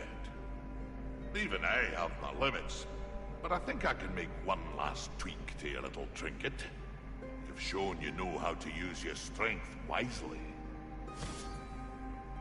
Ta-da! Aiming to lay down a mighty hurt, are we? Some of my best didn't think it was possible, didn't think it was possible, didn't think it was possible. But now, you didn't think it was possible, didn't think it was possible. Ho ho! What beautiful habit didn't think it was possible. But now, some of my best work. Alright. Interesting. All now let's see, let's see what I enhancements. can do for you. Didn't think it was possible. Some of my best work. We want Enoch, we've got Juggernaut, Shade, and Obscurus. We have Chaos. Which one do I take next? Let's take Fortifier next.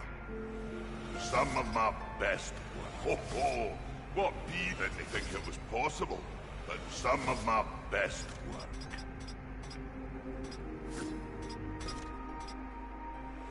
Didn't think it was possible, but now, interesting. Okay, I think that's as far as we can go with upgrades in this playthrough. So, let's go to the Crucible. But I do actually like to wear the Stasis Hollow for the Crucible because it makes our life a lot easier. Please take your time.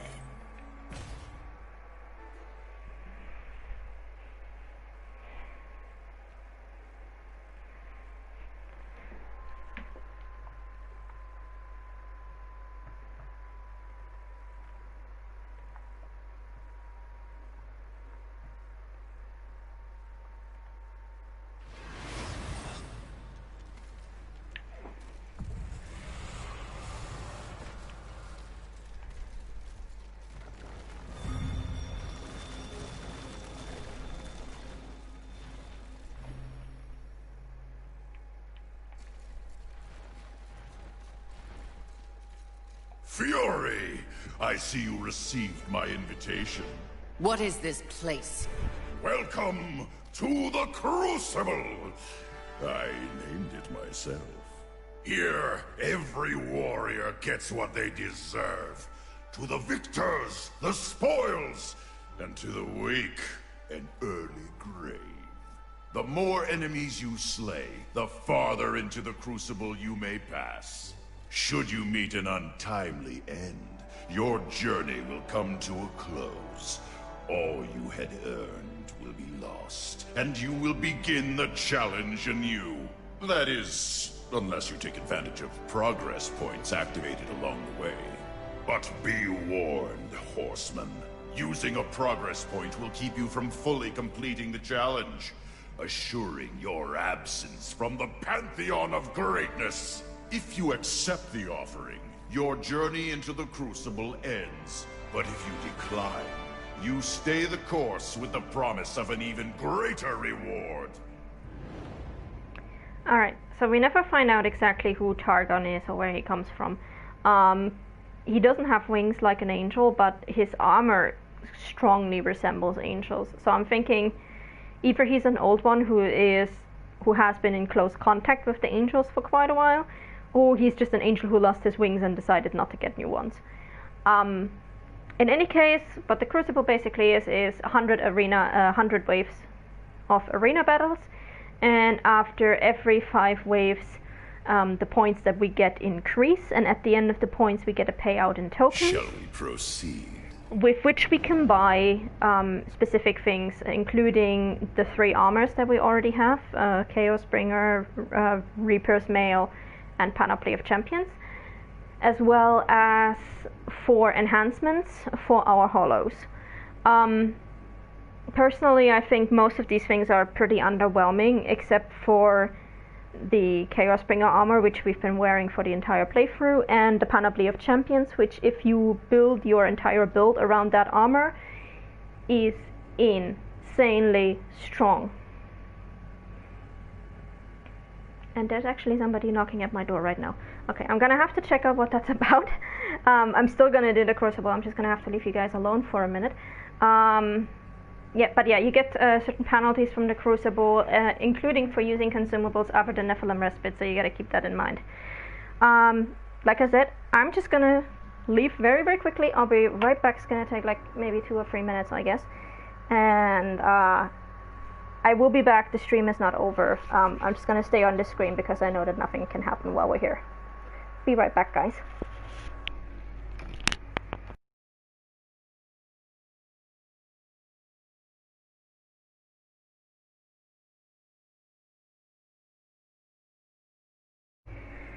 Alright, let's get into the Crucible, and let's get going. So yeah, we can actually ask, who the hell are you? So, who are you exactly? Why, I am Targon, champion of the Gilded Wilds, triumphant herald of the Shining Citadel. Surely you've heard of my legend? Sadly, no. Not even a whisper. Well, the horsemen have long been absent from the world. It's to be expected. What matters is that I am the respected overseer of the Crucible, which has tested the mettle of countless warriors throughout history. None have bested it, save myself. We shall see how long that remains true. I look forward to it.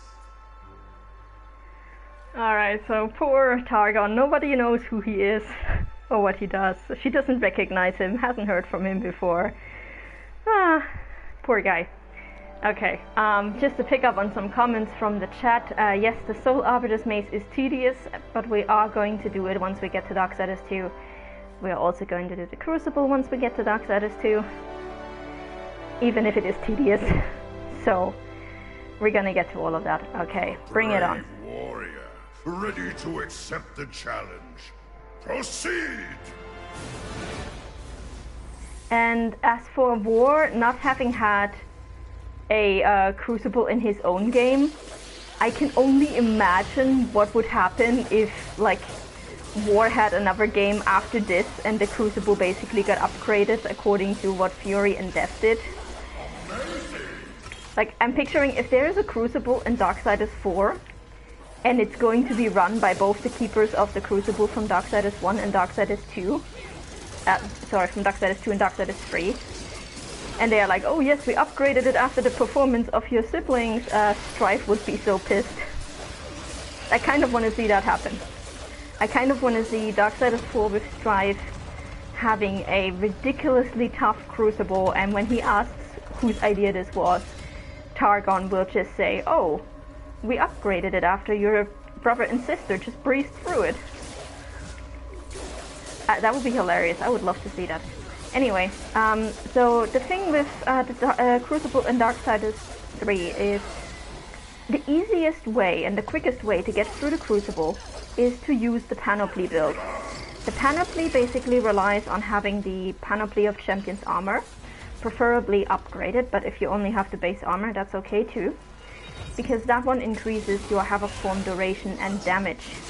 And basically what you do is you put almost all of your stat points into Arcane, you equip the Chaos, Enoch, and Obscuros enhancements, and then you basically spend almost the entire Crucible in Havoc form, which makes you invulnerable, regenerates your health, and so on and so forth.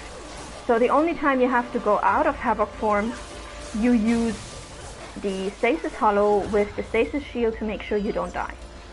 That is the quickest and easiest way to do the Crucible, if you have the gear. Other than that, this can get really challenging really fast, especially since you will have to run around the arena quite a bit to get onto and off of those platforms. And there are a bunch of long-range enemies in this arena, which I think is the point that makes this Crucible so much more challenging than Death's Crucible, is that there are so many enemies who can hit you from long range. And Fury is not the best for crowd control to begin with, so this Crucible can really suck, especially on higher difficulties. I'm playing on normal right now, so it's still okay. But on higher difficulties, this is just such a pain.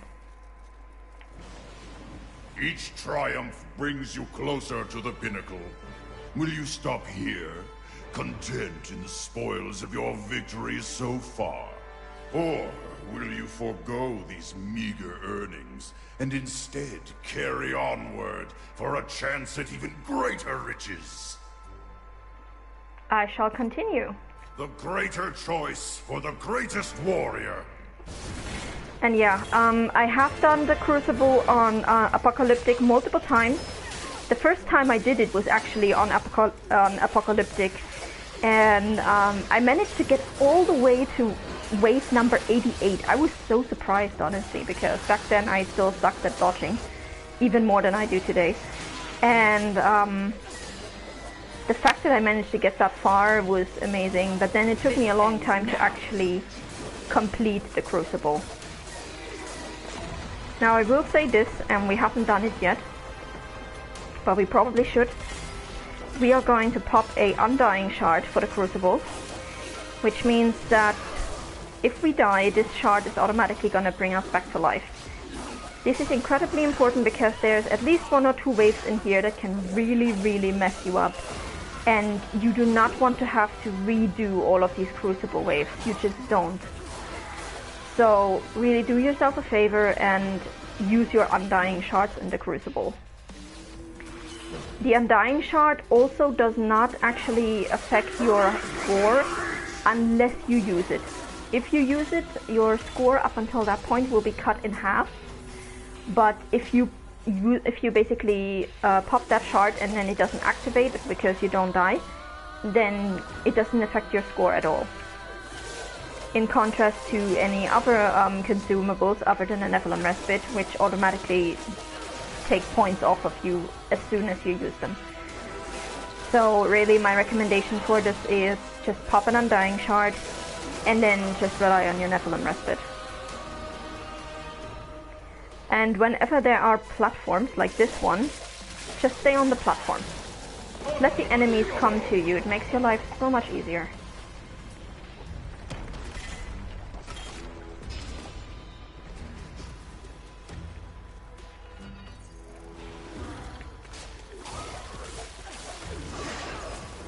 Ow! Okay, we do actually have to go down here to get this guy.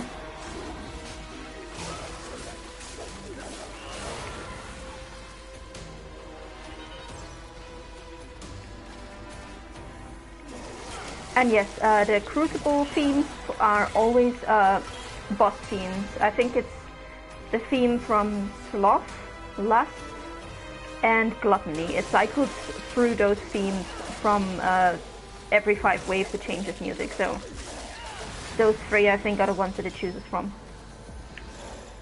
And yeah, you can all come up here to my platform. I'm not coming down to you guys.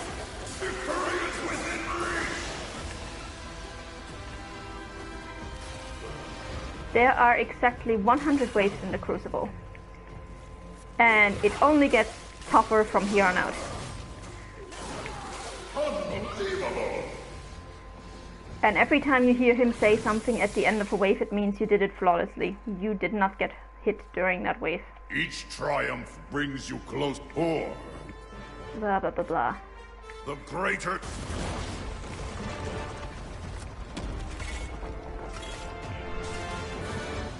Yeah.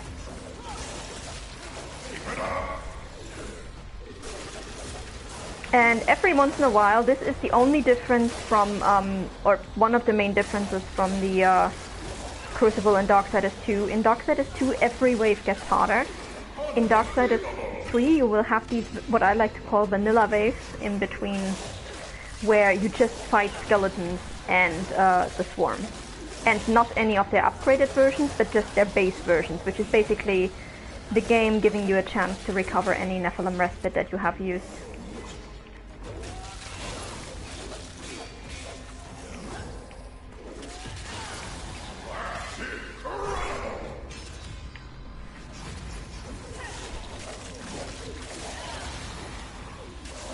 Now there are a few waves here for which we are going to use Havoc Form, but we're going to save it for those specific waves.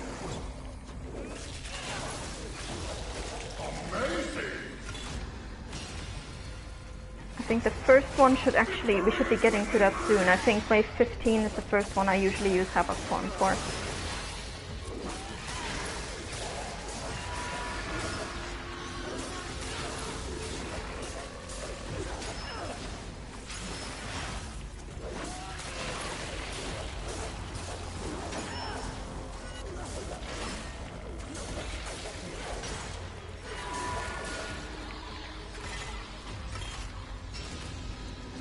Is it this one? Yes, it's that one. I am not fighting this Brood Mother normally in a Crucible. Forget it. We're not doing that.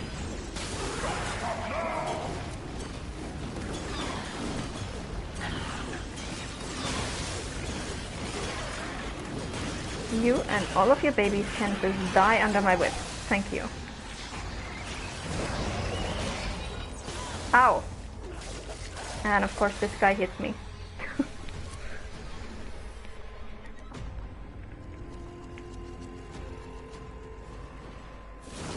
Each triumph or... Yeah. I'm going to skip the short dialogues in between the waves because they are very generic. There is going to be special dialogue after wave 25, 50, 75 and 100 though. Those I'm not going to skip.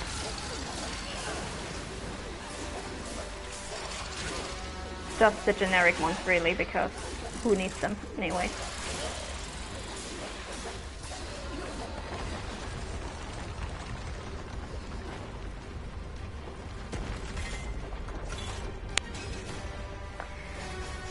And honestly, the most dangerous enemy in this entire wave is the undead griffins.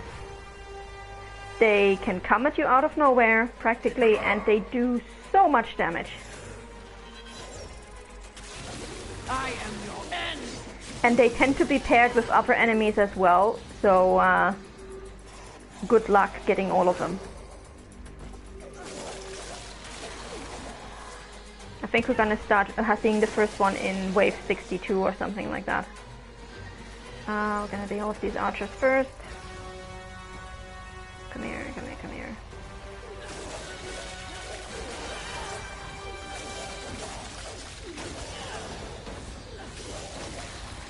Oh, oops. That was close.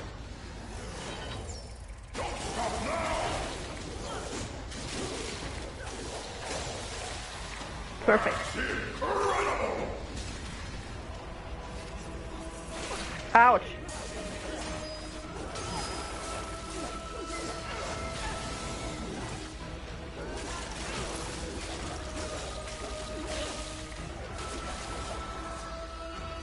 The one thing I do like about this Crucible compared to the Crucible in Darksiders 2, or one of the things that I prefer about this one, is that the game actually rewards you for higher difficulties. So, oh shit, I should have stayed on the platform. You actually get more points the higher your difficulty level is.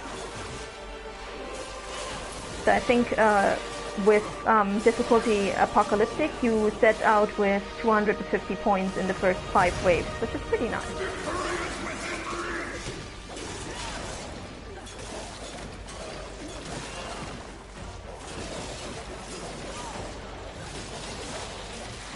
And also, up until New Game Plus was introduced, the Crucible was essentially the only place where you could buy angelic artifacts and demonic artifacts after the end of the game.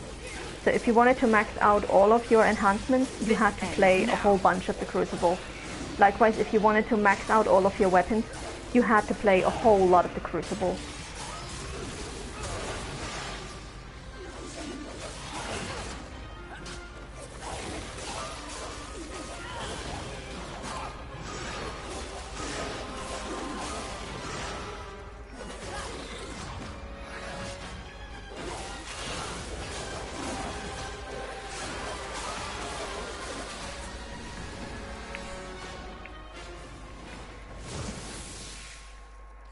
Each triumph brings you closer to the pinnacle. Or death or glory!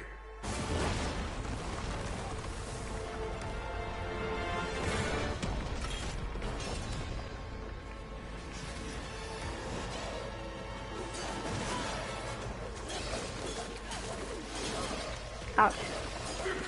I was dodged in the wrong direction.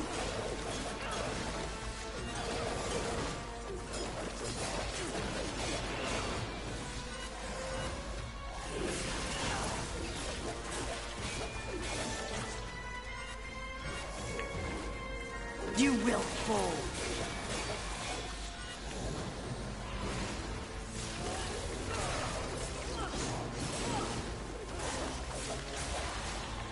There we go.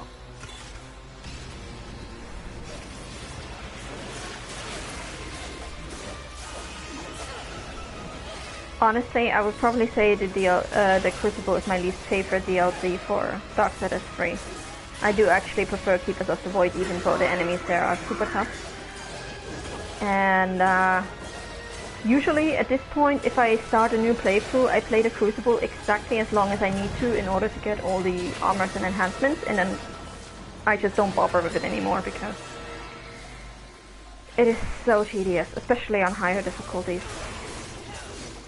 We're getting through it pretty quickly right now because we are on normal difficulty, but on higher difficulties it just takes so long because everything has so much health.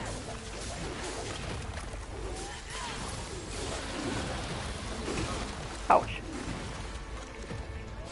Let me actually call my wrath.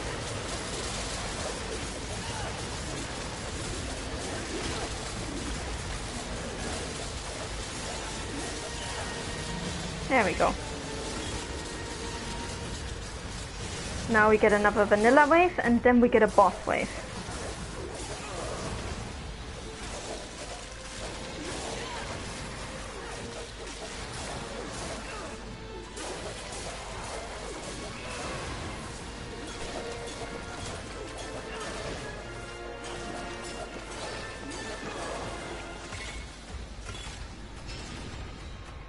Don't stop now! Alright, so this guy is essentially the same as the lava brutes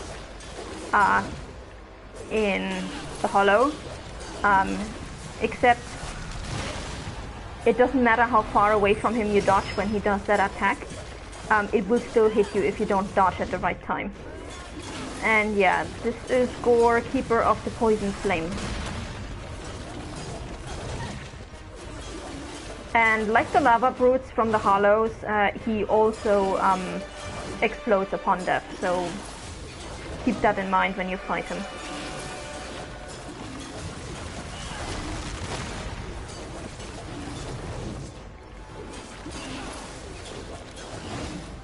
Taste the sting of my whip.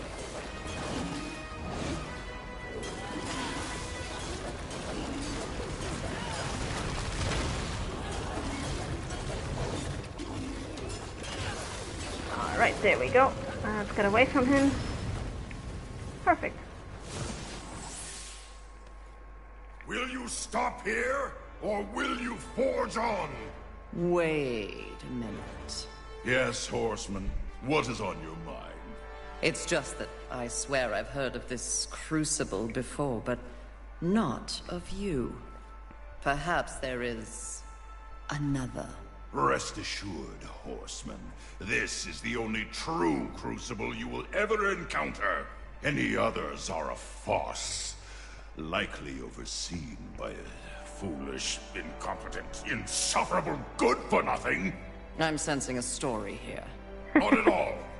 As I said, this is the only crucible of note. Just this one. No others. 0. Right. I think we hit a nerve. The greater choice for the greatest warrior.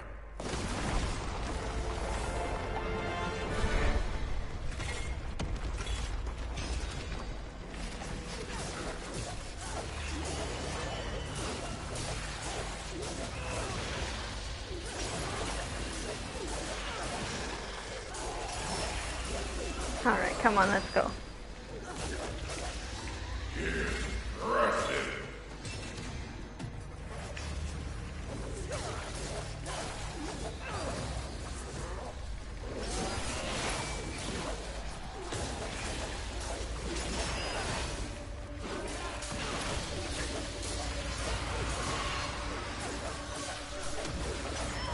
Alright, let's see how far we can get before we get hit. Looking good.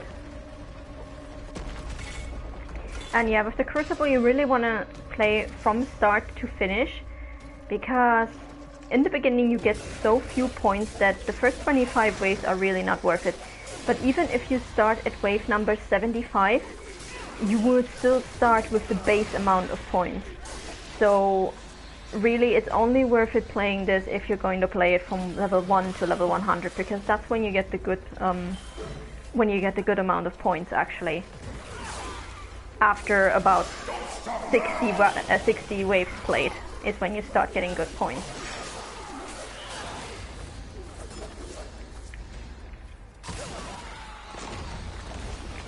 And we just killed that guy by sitting on him. Nice.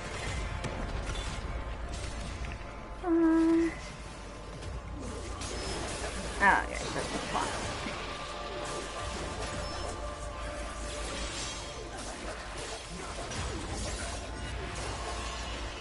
Ouch. Oh, I hate you, you invisible bastard. This ends now.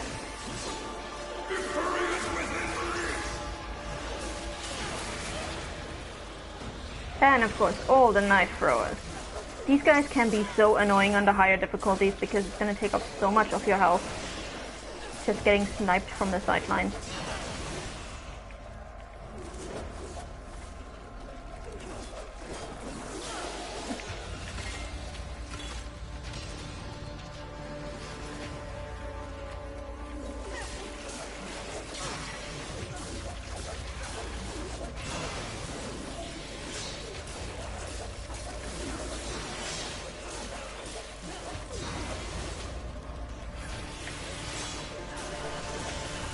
Oh great, now we have a proper sycophant in here. Nice. That's exactly what I was waiting for. Jesus Christ.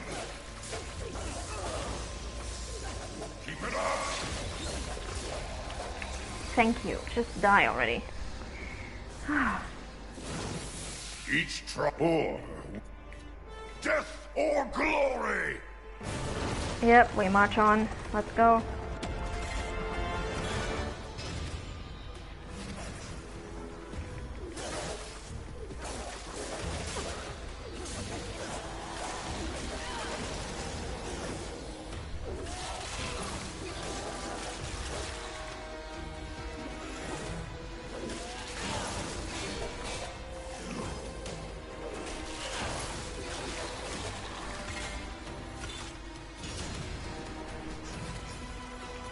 And I just realized, did I? No, I did not spend my points.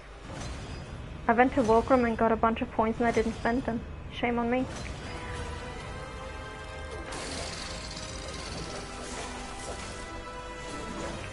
Oh, whoa.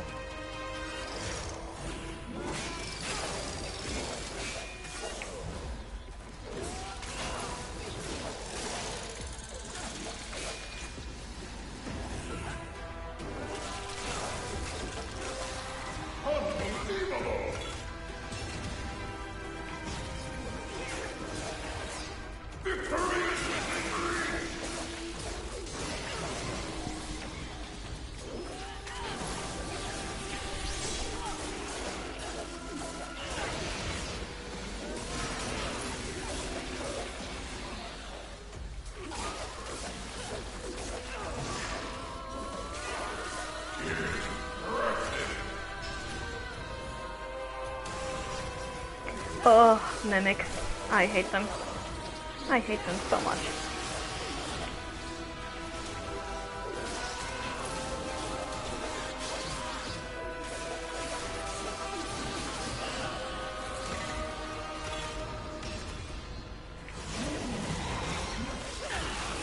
Yeah, no.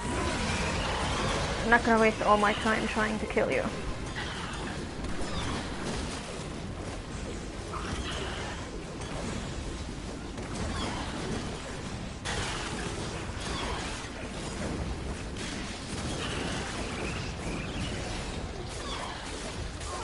Ouch.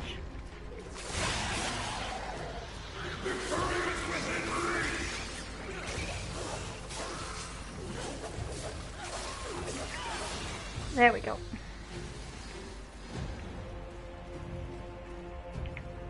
Yeah, this way. Each triumph or death or glory! We continue on. Let's go.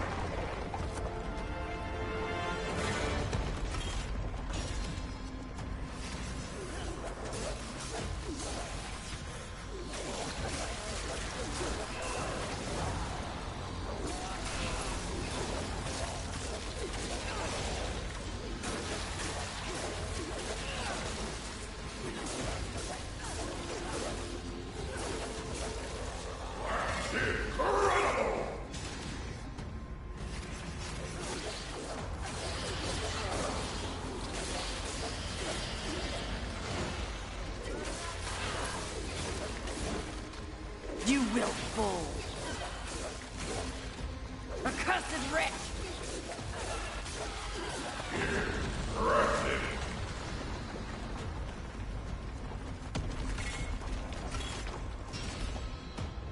Keep it up!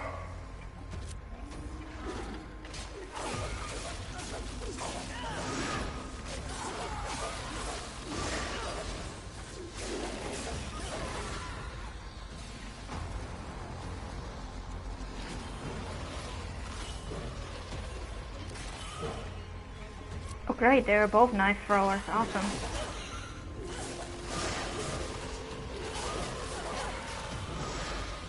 Oh. Enough with the knife throwing, guys. Jesus. That is really more than enough, thank you.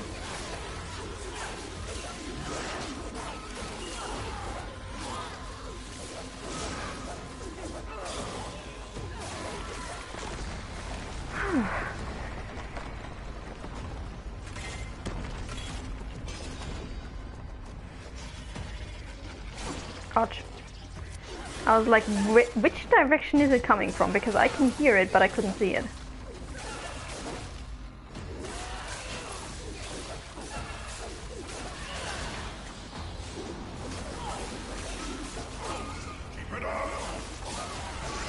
I gotta say, for the Crucible is really the place where it pays off to have the Chaos Enhancement equipped to your whip, or whatever weapon you're using mostly. Because that will just enable you to basically recover most of your health just by attacking rather than having to use the Nephilim Respite, and then keeping your fingers crossed that you will get it back during the fight.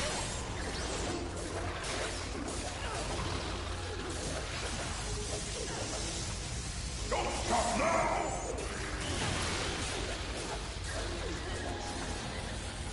There we go. Each or give them what for.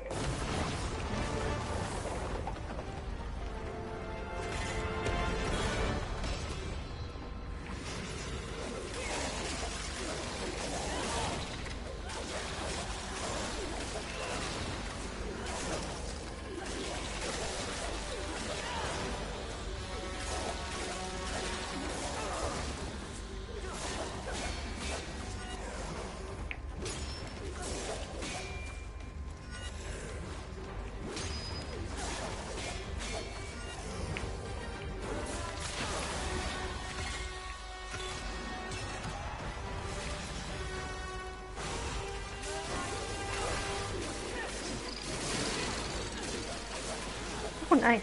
That actually went a lot better than I thought it would.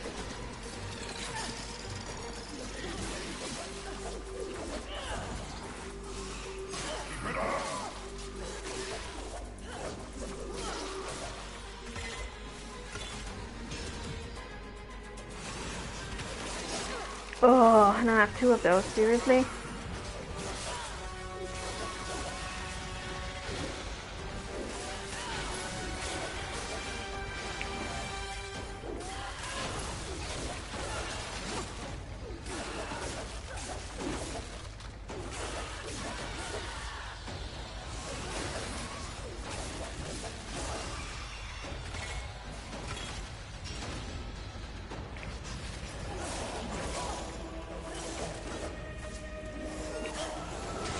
Oh, fuck you guys as well.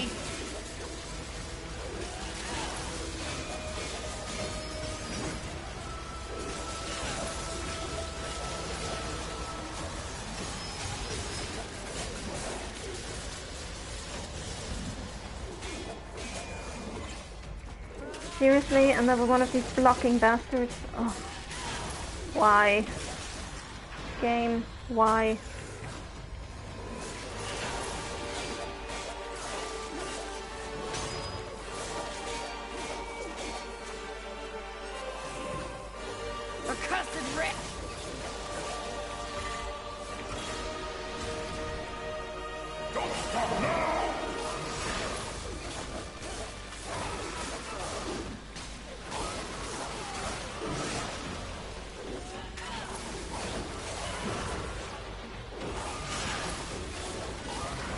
Ouch.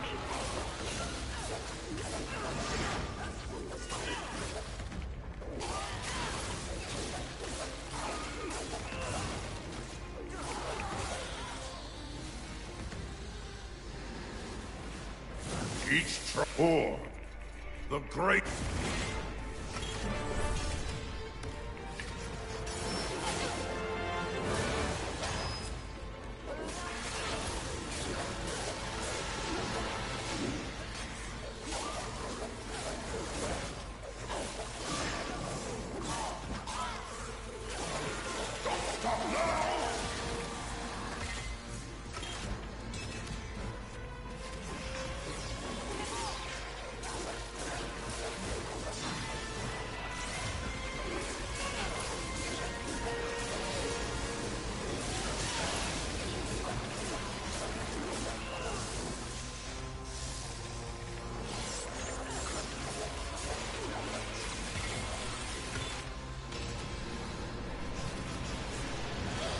Oh, ouch. Okay, we're gonna take care of the big guy first, because nothing that these small guys can do to hit me is gonna hurt me as much as this guy's axe.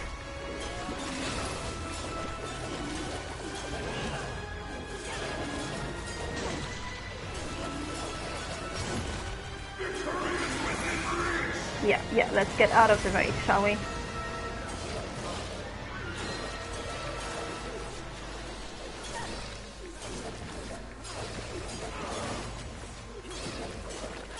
Alright, and now we should get to another vanilla round and then another boss.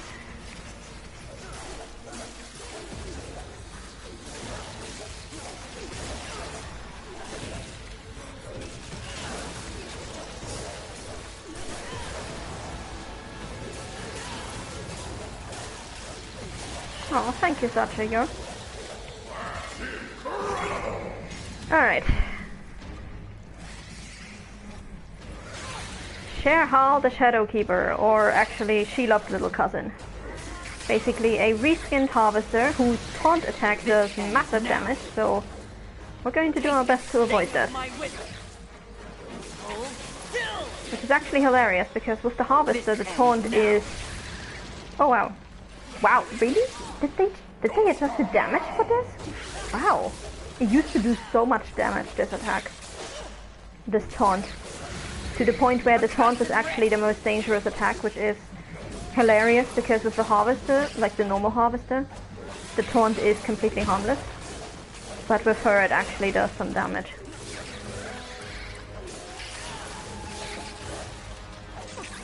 Oh.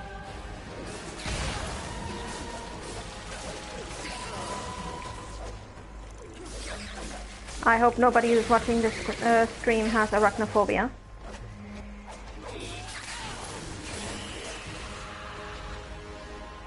I love how she turns over and crumbles up like a spider, like an actual realistic spider.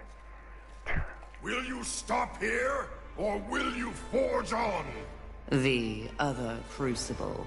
Ugh, not this again. But I've just remembered. I had heard of another before. Except that overseer's name was Kargon. Do you know each other? Kargon is my brother. It is true. Though that is where our bond begins and ends. So you've an obnoxious sibling as well. I've got 3. Should you ever meet him, allow me to apologize in advance on his behalf. Kargon is... unfortunate. Believe me, it's a waste of energy letting kin agitate you. My advice? Bury whatever bad blood exists between the two of you. Simpler that way. I got a thing.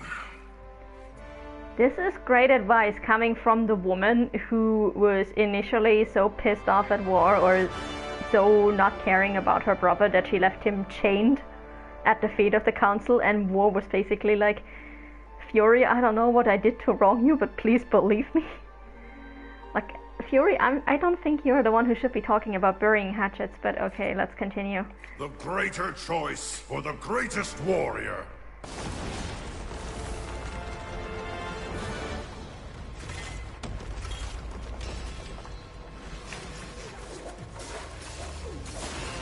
Like, you're not the person who should talk.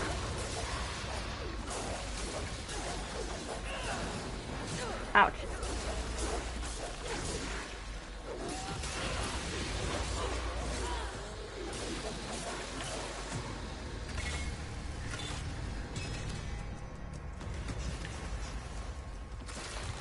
Alright, so now we're getting into the Bonelands area of enemies, basically.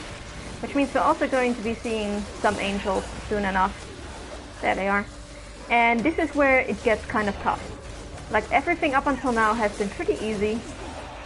But these waves is where the difficulty really starts picking up, because you will have so many enemies that can actually block your stuff.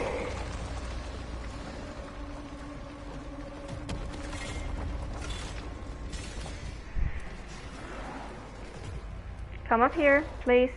Thank you.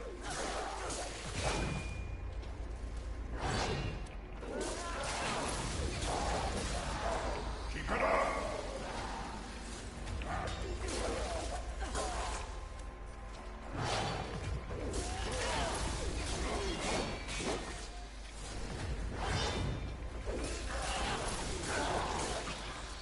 Okay, anything else spawning? No. Okay, then we can walk over there.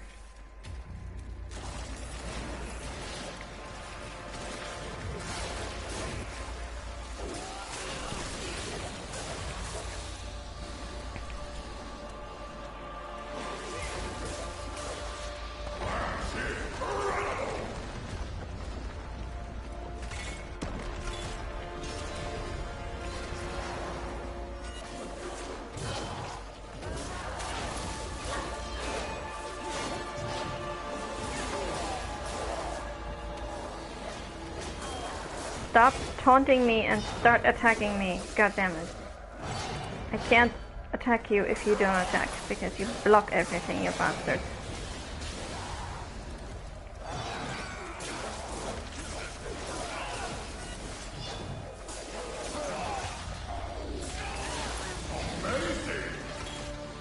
So yeah, living angels, 0 blocking skills.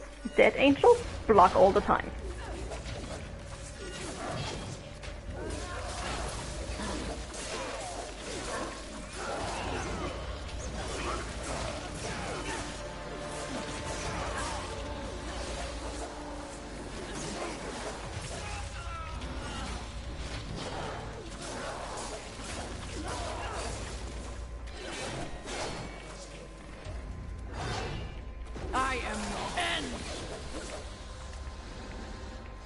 I did actually make a meme for this on the Darksiders Discord at some point, where I had like a picture of Lilith, and on top it said, would you shout feel the burn of heaven's blade in life or block in death? Because it really is astounding, like not a single one of those living angels knows how to block, seriously. And I hate these waves where we have only flying critters, because it's almost impossible to get through this without losing health.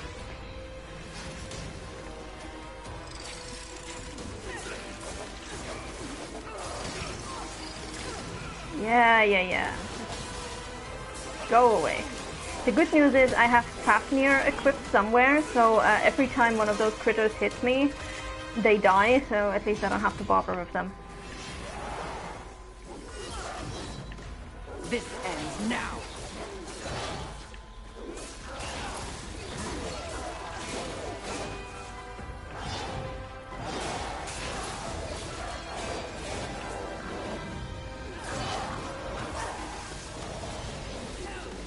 Now, these guys can be the bane of my existence. These and their big brothers, I should say. Because they do arcane damage with their long distance attacks. And I am really not geared to absorb arcane damage, so these guys can actually be kind of tough on higher difficulties.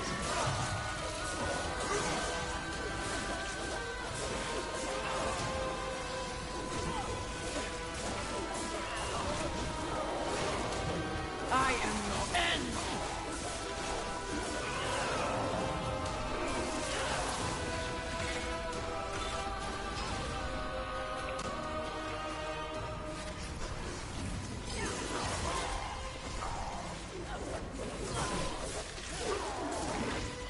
You will fall. Ouch.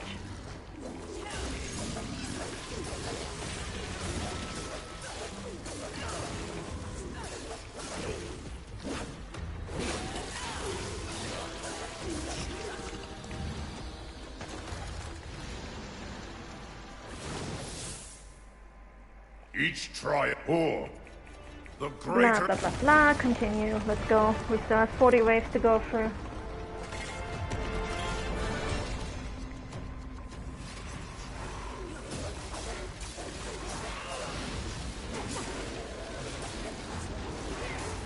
Oh, stop dodging away from me, you bastard.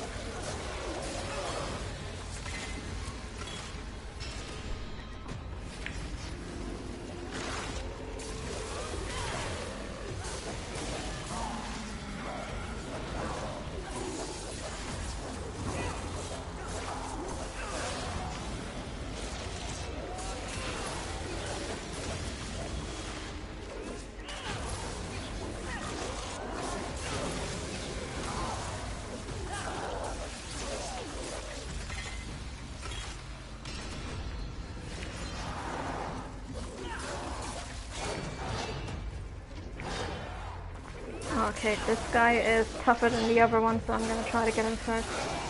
There we go. Taste the sting of my whip!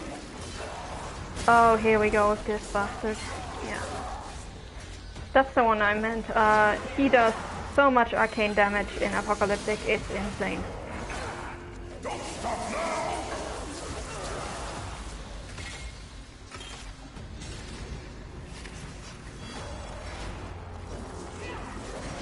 Stop running away from me! God damn it. Or flying away from me, I guess.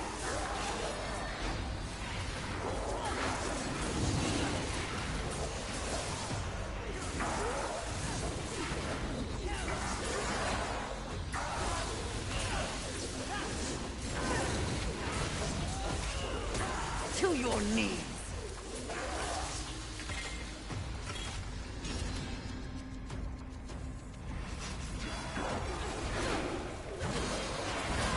Oh, ouch! I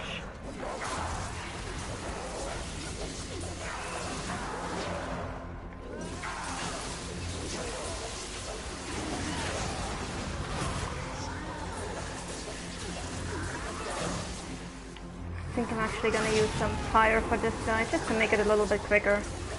Because otherwise it's gonna take forever to kill him.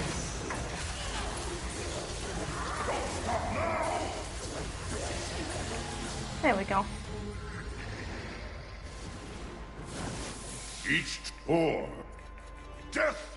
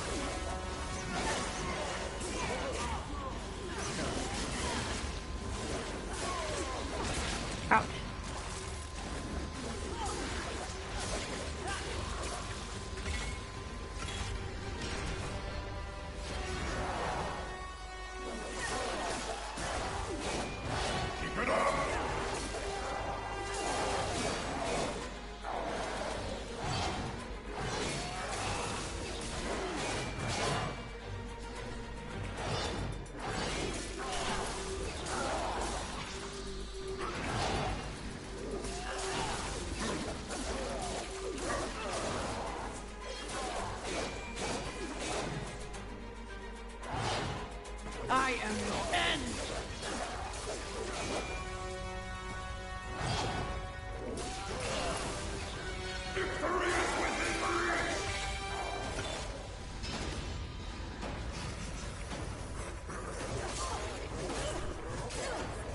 Oh, seriously? Could you guys maybe not?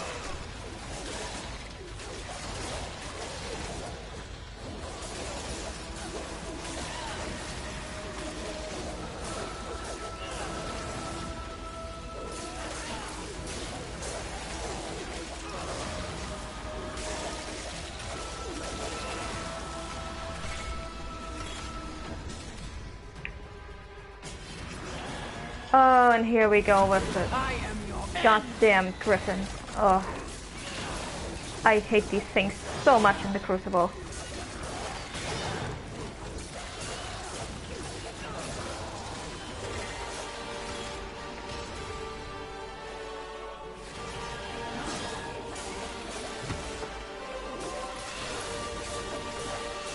You are getting to the top of my hit list.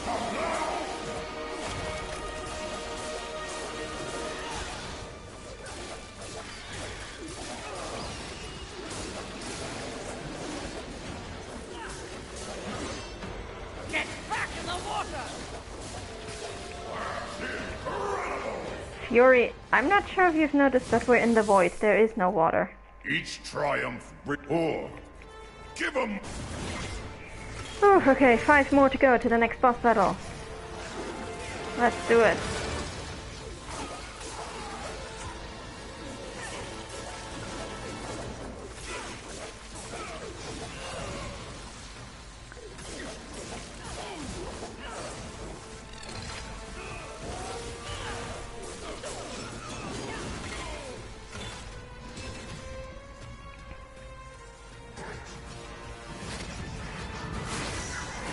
I am your end! You will fall.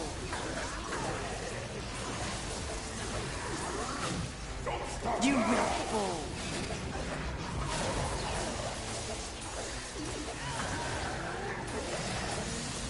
Alright. Oh, shit. One of these and the Sycophant at the same time? Are you kidding me?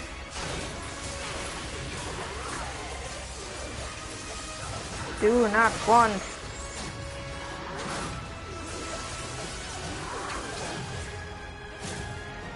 Hold still!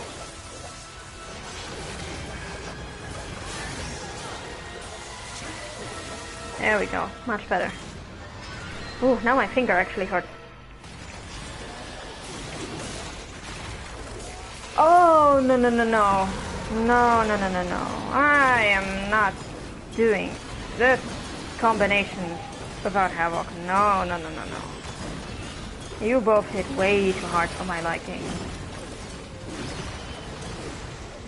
Come here. Come here, big boy. There we go. Much better.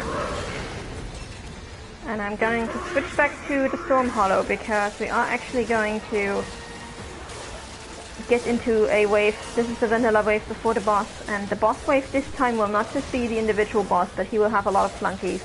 So that's why I'm using the Storm Hollow, so that we can let the mini tornadoes take care of the minions while we go for the boss. These are no longer our brethren. You're no match No for me. mercy. So this is Rostion. It's essentially a reskinned Angelic champion, just without wings. I think the subtitle was Heaven's Fallen Son or something like that. So apparently was a champion, an Angelic champion at some point, and has not been a fallen champion since. So who knows what happened to this guy? Maybe a fallen angel or something? By my soul, you will be cleansed. Oh, yay. Yeah, I should dodge in the direction where I can actually dodge. By the Creator's will, take your final rest.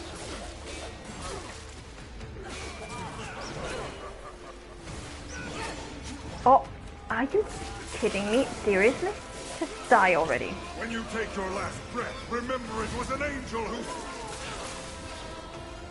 There we go. Finally. Will you stop here, or will you forge on? Have you and your brother made amends? Ha! Not likely, horseman. I extended an olive branch to that ungrateful lug, and he threw my graciousness back at me. Can you believe it? Easily. Very little surprises me anymore. I suppose you want to talk about it? Perhaps another time, horseman. I love how she sounds like she literally just swallowed glass when she said that.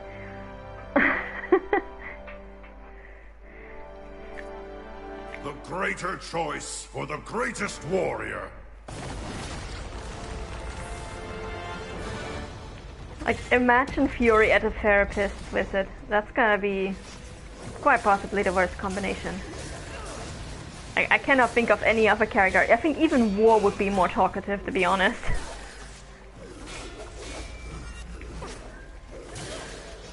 Alright, and now we're getting to the waves where everything hurts, mostly because everything blocks. So, everything blocks and everything sucks. The next 24 waves are going to be fun.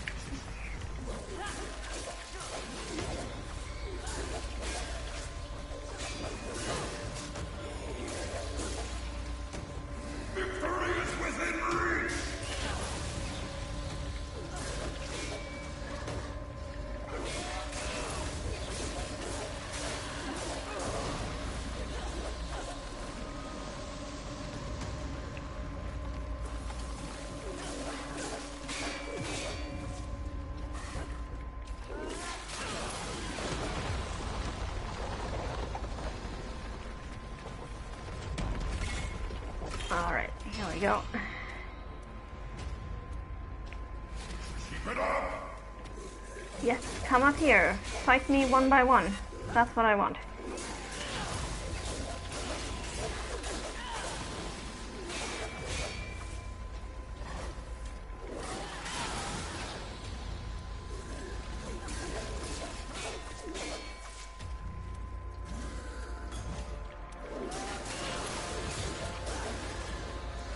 Alright, now we can get over there and take care of those spear throwers. Let's go.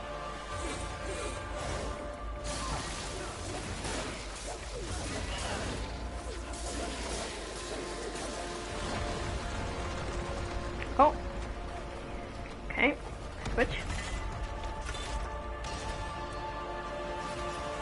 Oh shit, wrong platform. Oh well.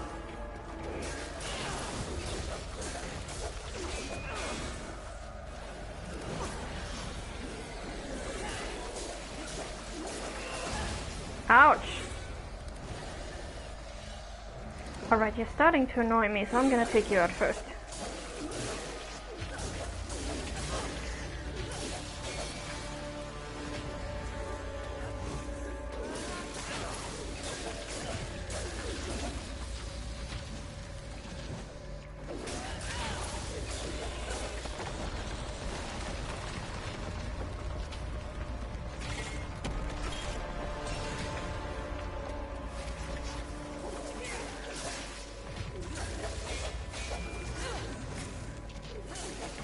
Really? Come on.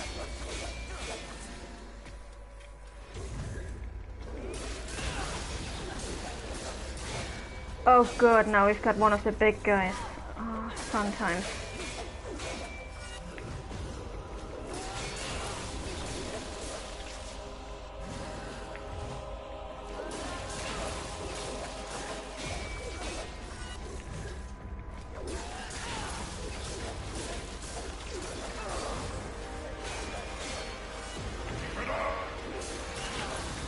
There we go.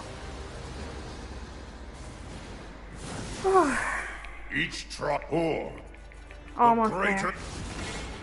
20 to go.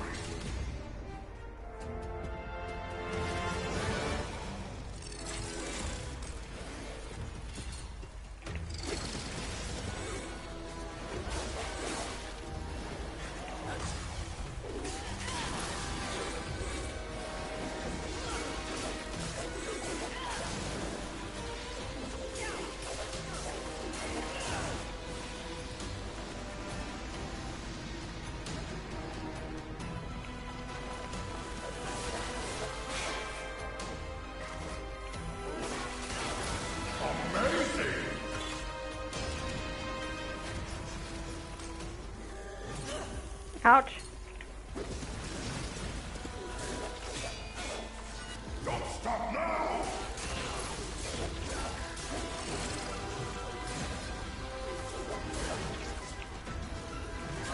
Ouch. This ends now.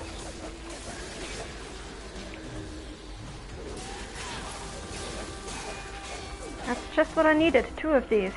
Awesome.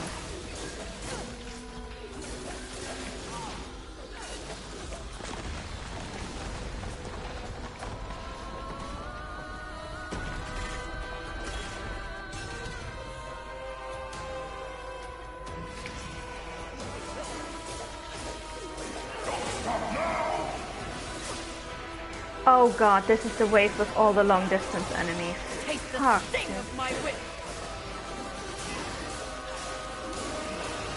Go back to hell, please.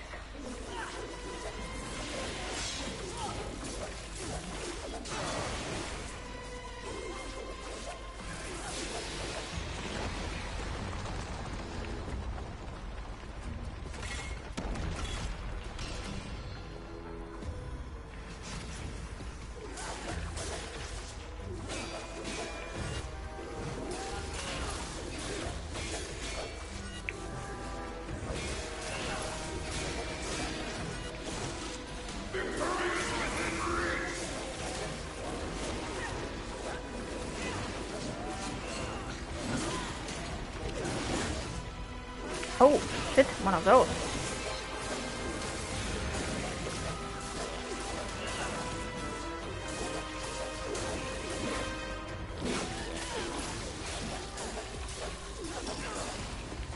The one thing that's really good about the Crucible is that it does not feature any enemies that can kill reinforcements.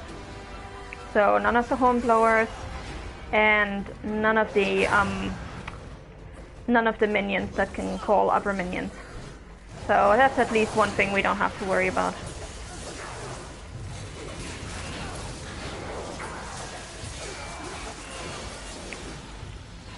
Hold still.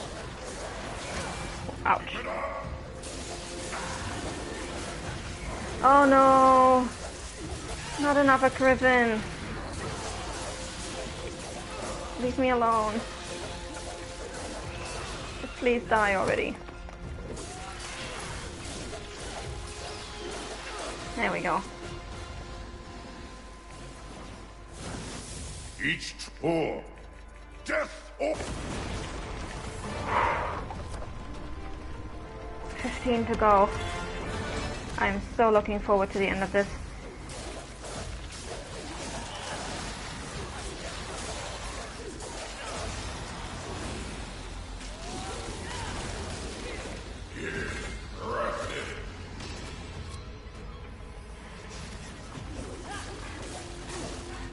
Oh, yeah, this is the wave where we only get bugs, armored and unarmored ones, so relatively easy round. The next one though is going to be brutal because the next one is 2 Phantom Legion generals and 2 Shadow Phantom Legions. So that's the one that originally did me in.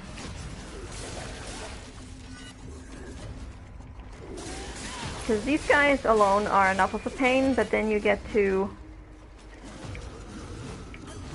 the 2 Shadow Legion soldiers and you just want to die.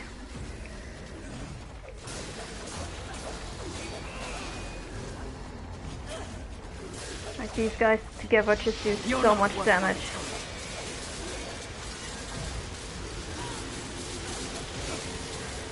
And they like to attack at exactly the right time to interrupt your perfect dodge. So even if you do manage to perfect dodge these guys, the other one usually attacks at the right time to interrupt your perfect dodge. And I think I'm actually gonna pop a respite here because we were getting dangerously close on health.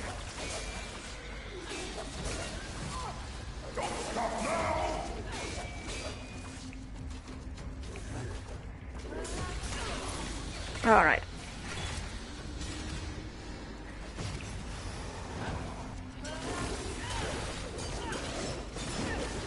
I have a feeling like there's probably something bigger around the corner.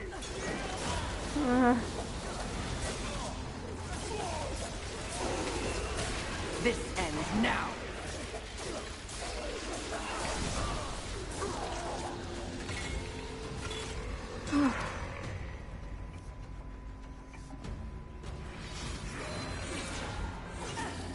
Ah. Ouch.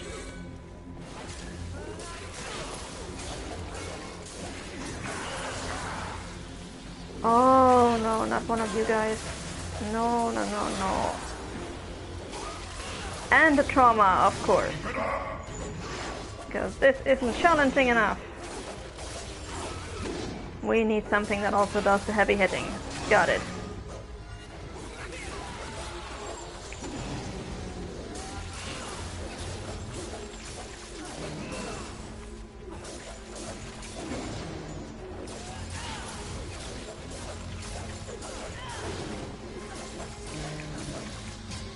Alright.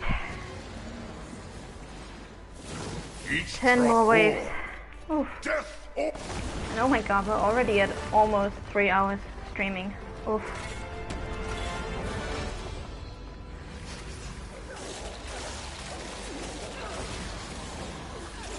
So I'm sorry, this is a bit of a longer stream this time.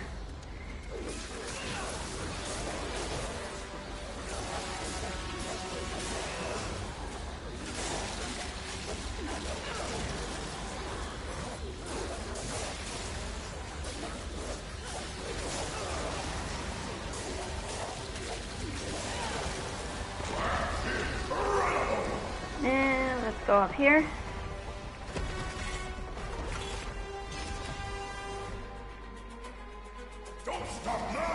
Ah, and of course we went to the wrong side. Yeah. Alright, come here.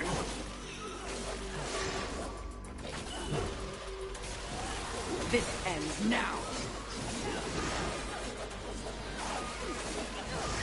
Oh, ouch. Who was that? You? Come here.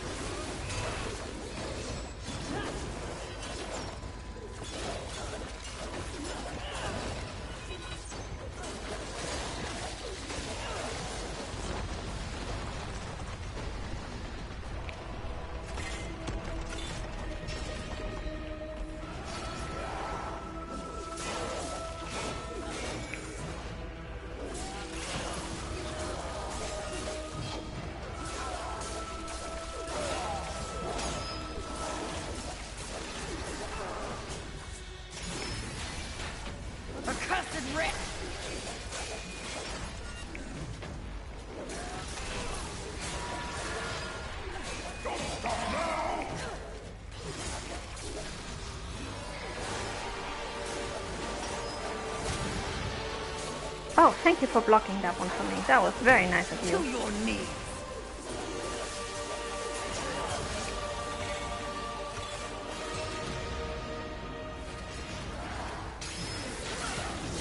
Oh, this is the wave where we get all the shadow enemies. Oh, fuck my life.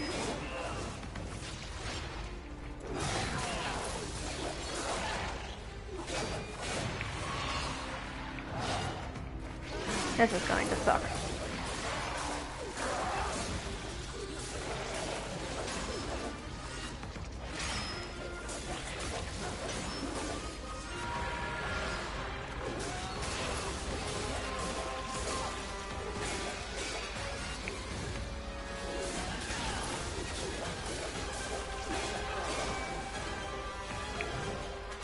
This ends now.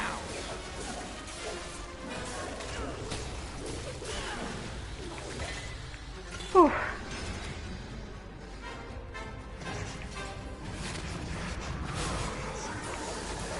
Yeah, I'll use Flame Hollow for this, just to make it a little quicker.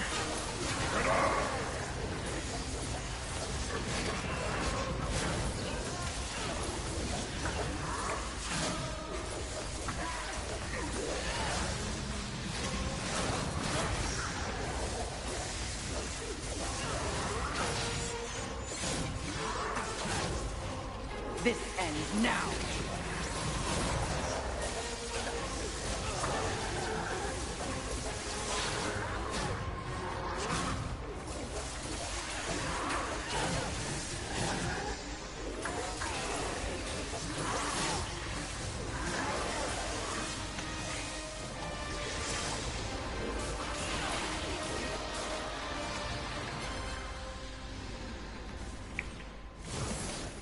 Each trouble.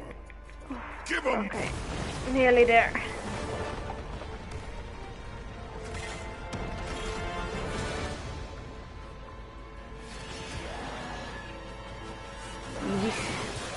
Ow, ow, ow, ow, ow, ow, ow. That hurt.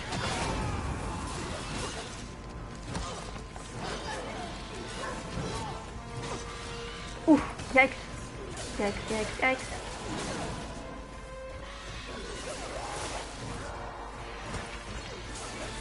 I hate these angelic beasts in the Crucible.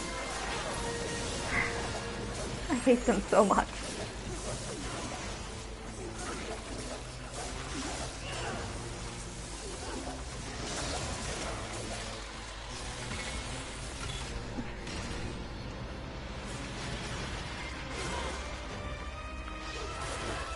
Oh, this wave sucks so much. Because both the crab and the lava brute can actually do quite a bit of damage to you if you don't pay attention to them. So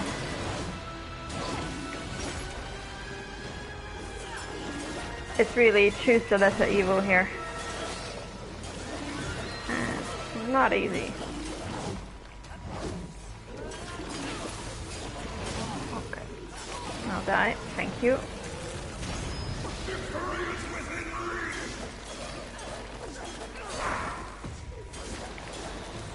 Okay, now we get to our vanilla wave, which is strange because usually it's the last one before the boss, but in this case it's not the last one, it's the one before that. The next wave is can be very easy if you go about it the right way, very difficult if you go about it the wrong way. Because the next wave is going to be a trauma and 2 archers. You want to leave those archers alone, because as soon as you kill one enemy, you will get a suffering into this arena, and you do not want to fight a trauma and a suffering at the same time. It sucks. You really do not want to go there.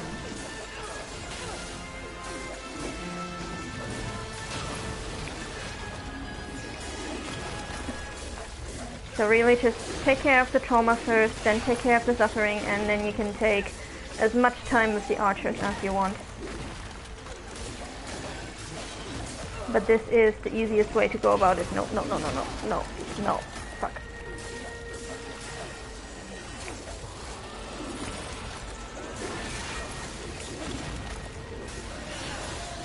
There we go. Now I have time for you guys.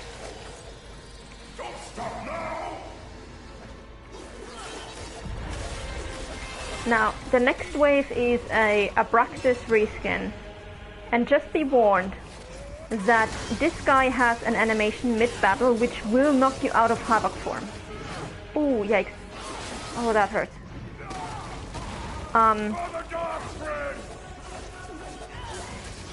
So yeah, this guy's name is Urul, commander of the Dark Legion. Like I said, Abraxas reskin, nothing much to know about him except that that cutscene in the middle of the battle will knock you out of Havoc form if you're using that. So if you're going through the Crucible with a Havoc build, make sure you have the Stasis Hollow equipped before you go into this battle, so that when he knocks you out of Havoc form, you can activate your Stasis Shield immediately, so that you don't die. We don't need that because we're not even using Havoc form, so...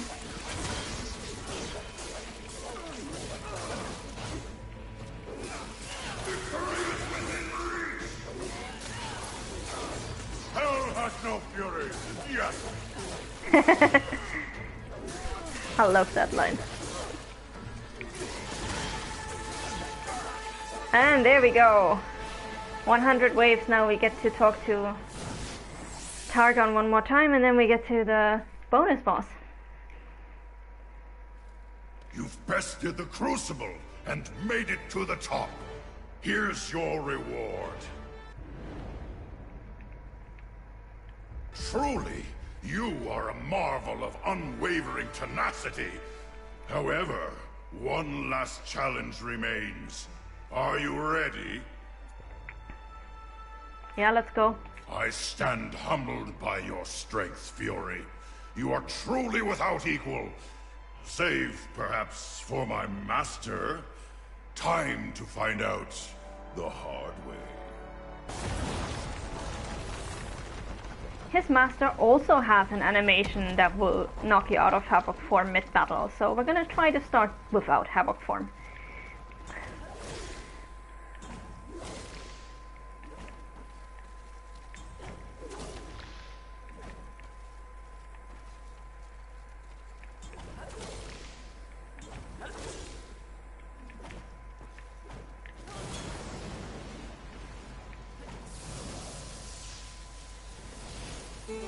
Willkommen, bienvenue, welcome. Come on in.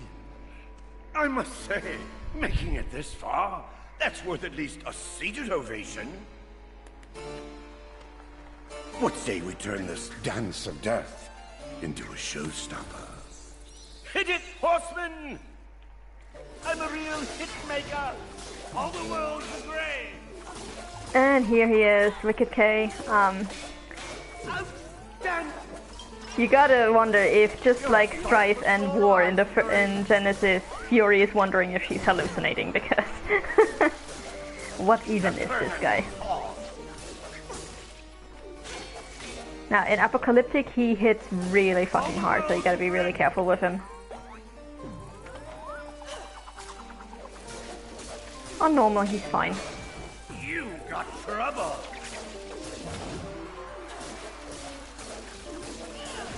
Break a leg. You're stealing my spotlight. Break a leg.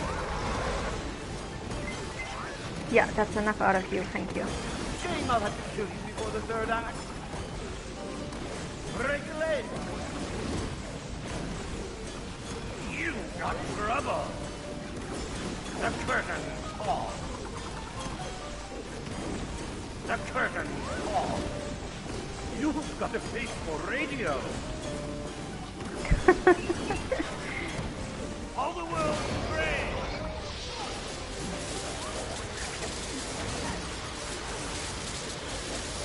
Outstanding.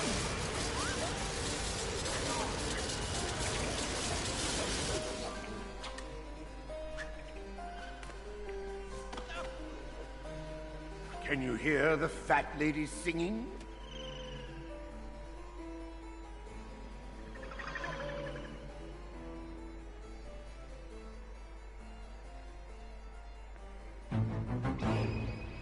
Yep, he is definitely easier to defeat here than he was in Genesis. But still, on Apocalyptic he can be a real pain.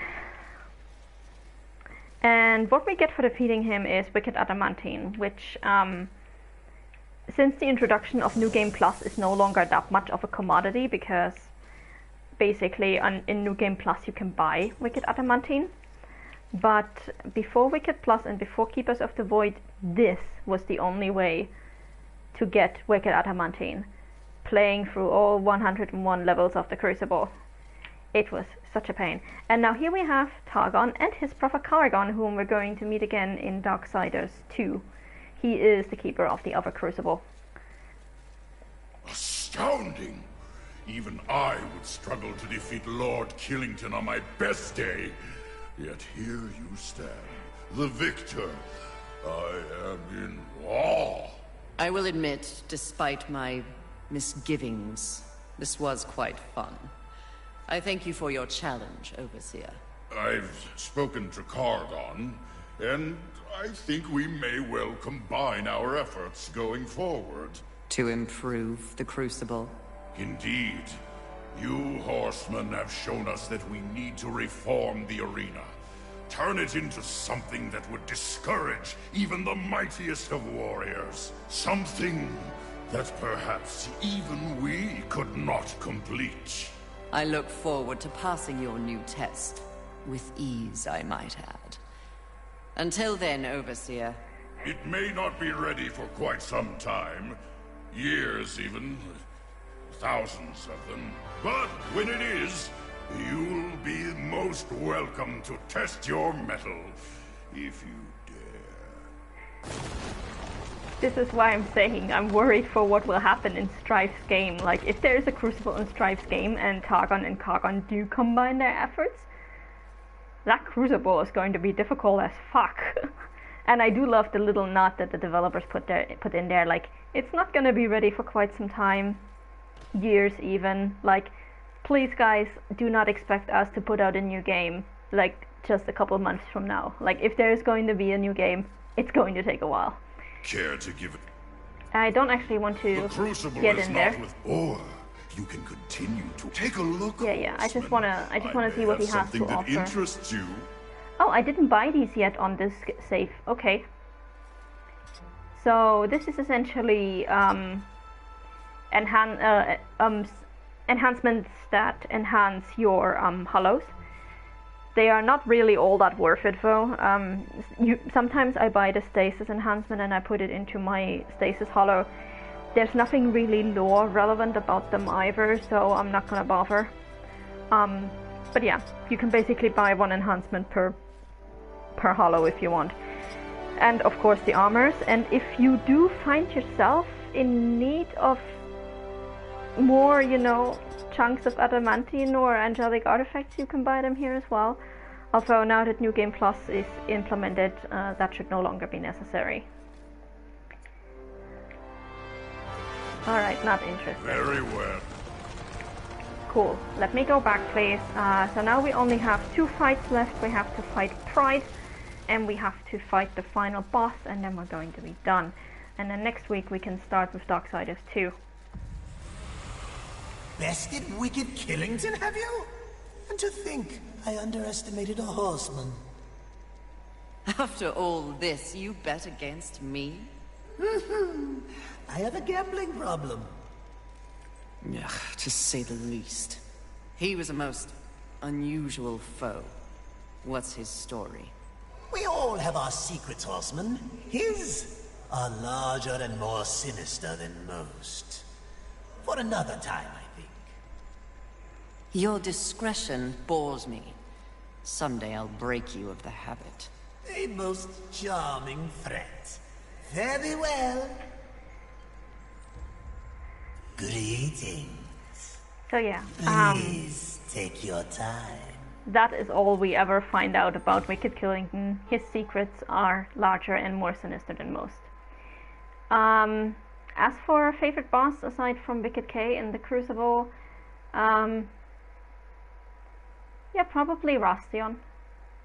I do hate that he brings like 500 flunkies, but I do like the concept of actually getting to fight an angel without wings.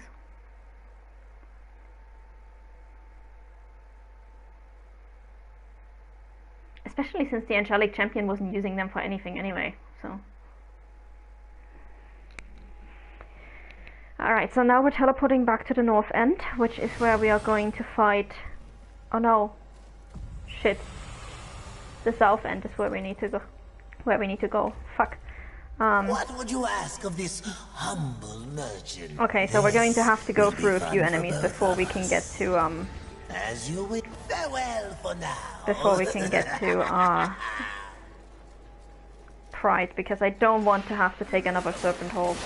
I'm just gonna go through here.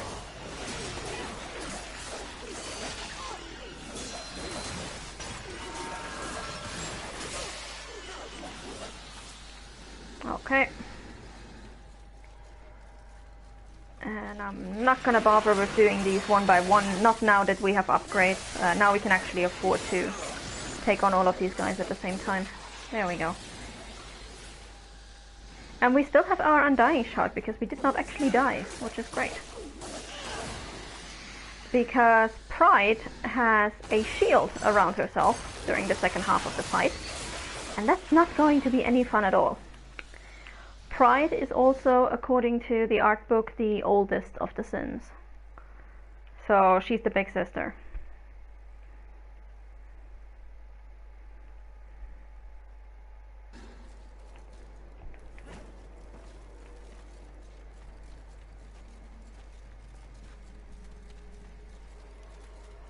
Alright, here we go. You're about to enter the final act. You will not be able to return to any incomplete boss encounters. Proceed. So this is basically the game reminding you, hey, remember that side quest from the Lord of the Hollows? Yeah, you might want to do that now. Anyway, we've already done it, so let's go.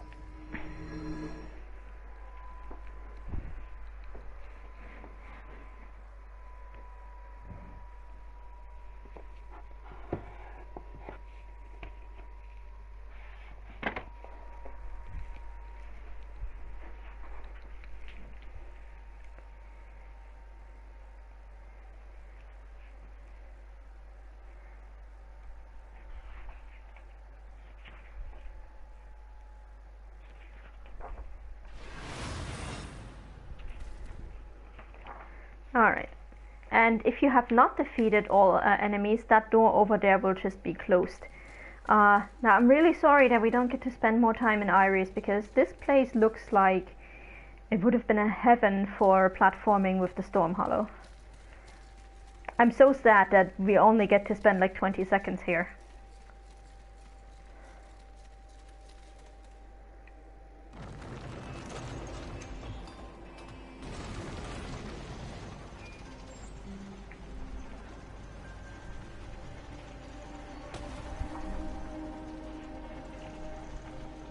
Confidence suits you.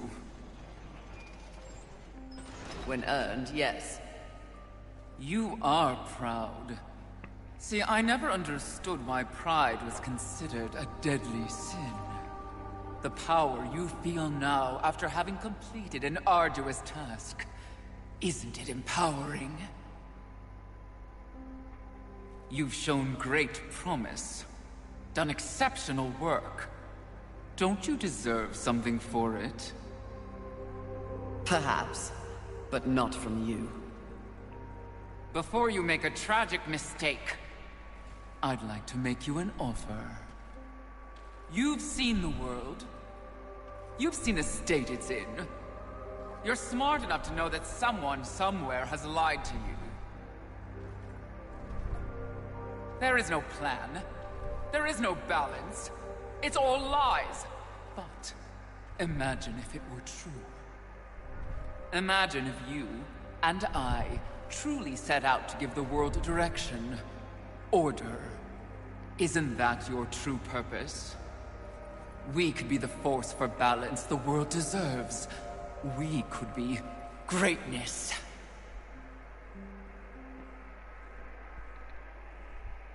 At one time, that speech might have worked on me. But that was when I did not understand how ugly pride could be.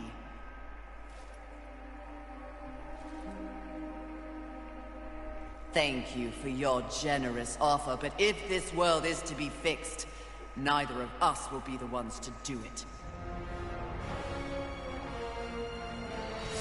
Alright. When you look back And yes, does anything give you pride? I have fought Pride on Apocalyptic New Game Plus 9, and she is not fun.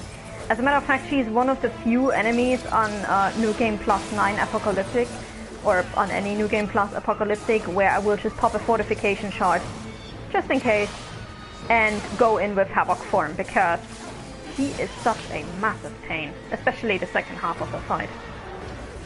Because on the second half of the fight, that laser on Apocalyptic can pretty much one-shot you.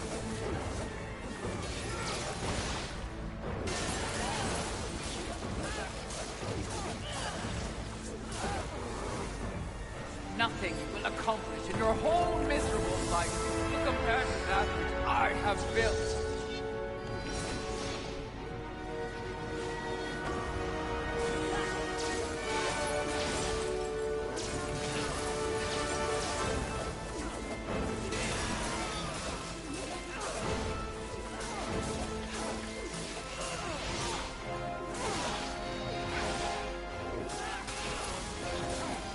When you look back on your life? Does anything give you pride? I thought not. So this time it looks like we're actually... like the laser is actually avoiding us for most of the time, which is nice. I don't mind that. Sometimes you can be lucky like this and the laser just doesn't hit you ever, and sometimes it just comes for you every 5 seconds.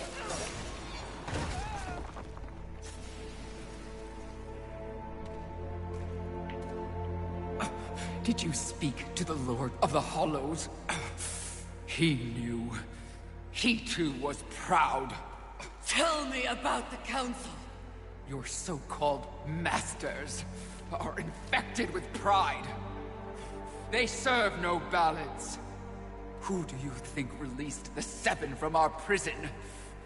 What purpose do we serve without humanity to corrupt? Tell me my words do not ring true. You cannot deny the pride that still resides within you, can you? Enough empty flattery! Tell me everything.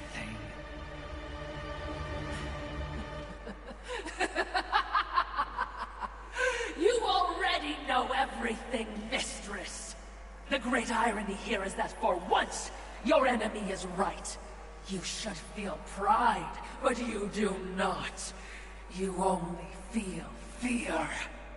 Fear that you came this close to greatness, only to fall! See? Your council betrays you.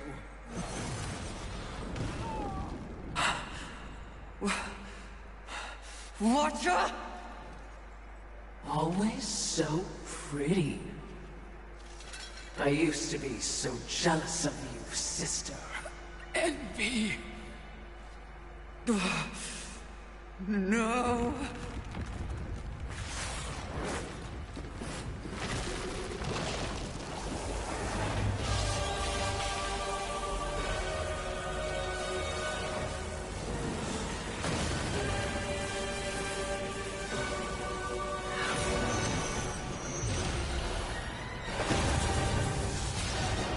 Mine!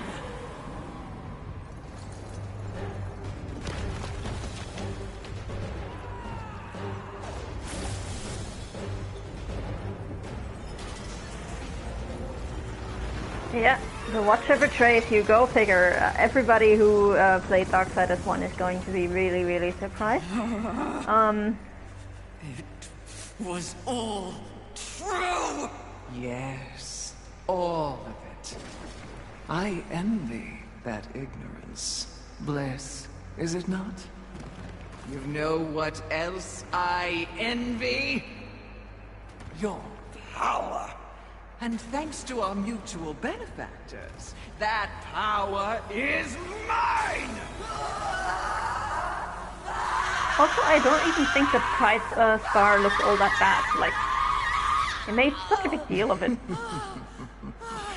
Pride had it right. The Charred Council set you up. They want us all dead. All 7 sins and the Horsemen. No! Oh, but I knew better.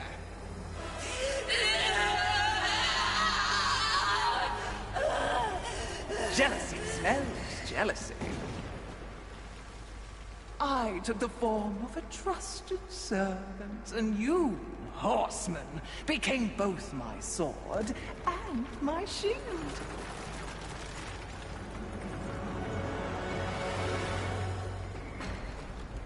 And as for for Envy's design, yes, it's very cool, and it's got little nods to all the Horsemen. So it's got the mask from death, With the other the hood sins from war. out of the way, I will destroy the Charred Council once and for all. Only then will the Earth finally be mine.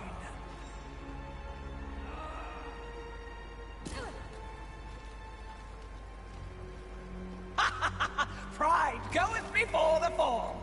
A bit on the nose, but the message is clear. It's got even more ridiculous heels than Fury's. And it's got like just a general design of the skin-tight suit from Strife.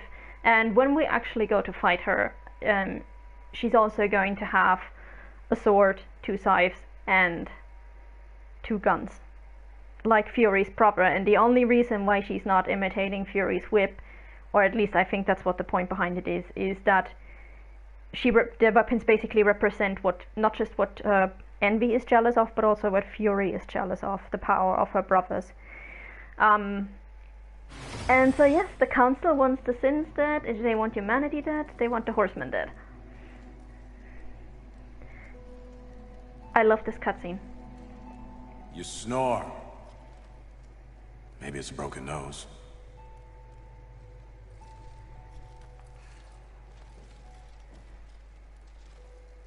Well, looks like you've been busy. Doing what, I have no idea, other than getting your ass handed to you. Who are you, human? To speak to me like this? Oh, I'm just another refugee. Like you. But I'm not strong enough to defend the balance. That's your purpose.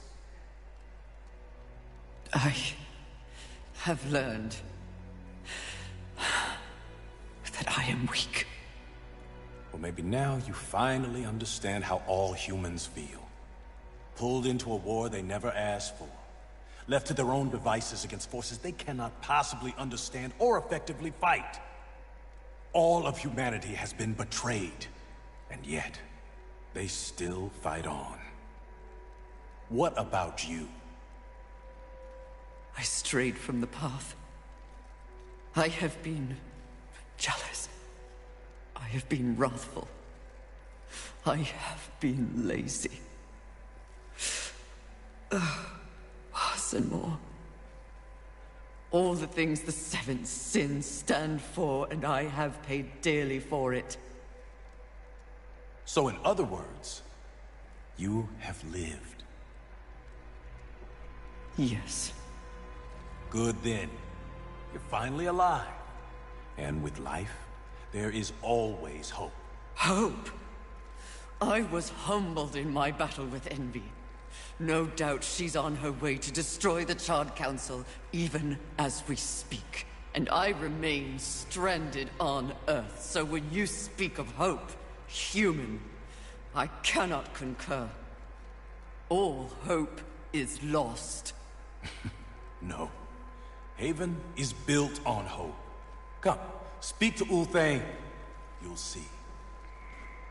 Now, note that once again, he is talking about humanity in the third person, and he is saying to Fury, I'm just another refugee like you. This is gonna become very relevant in a couple of minutes.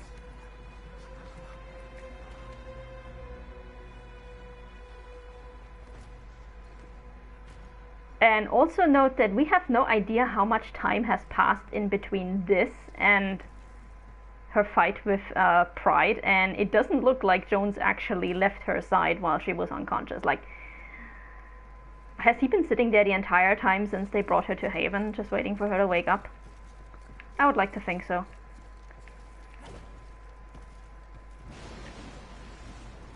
And now we get to the cutscenes, which change a little bit depending on whether you have the mysterious stone sigil or not.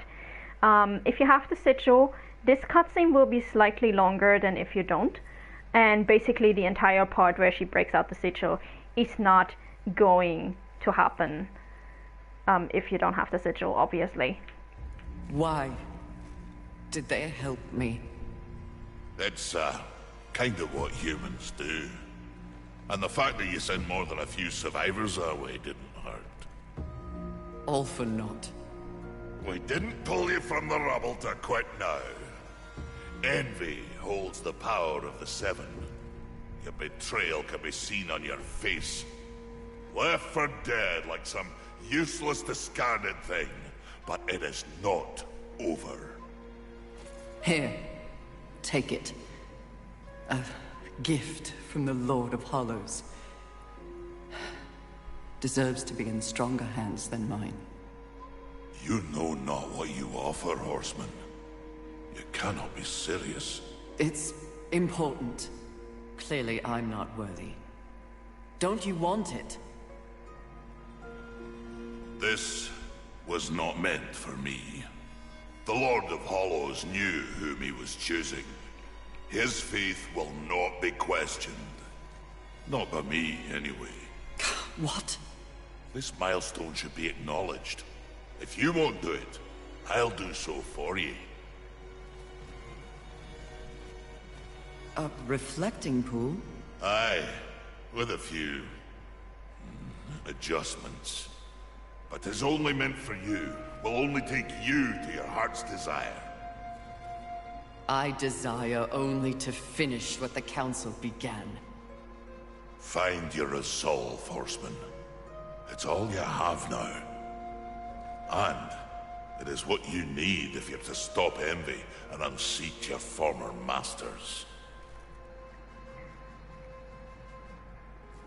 So, first of all, love how humble she is now.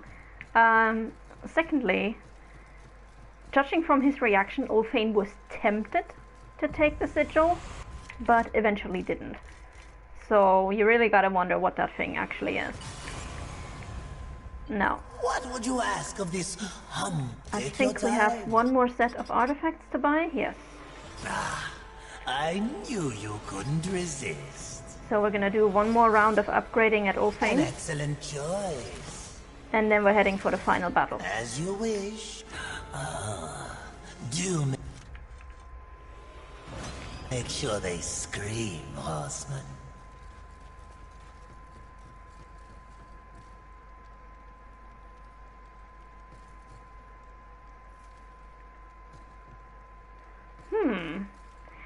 The question from the chat about would this reflecting pool allow her to travel back in time? That really is a very interesting question. I guess it would depend on what exactly those runes are for and how exactly the makers built this pool.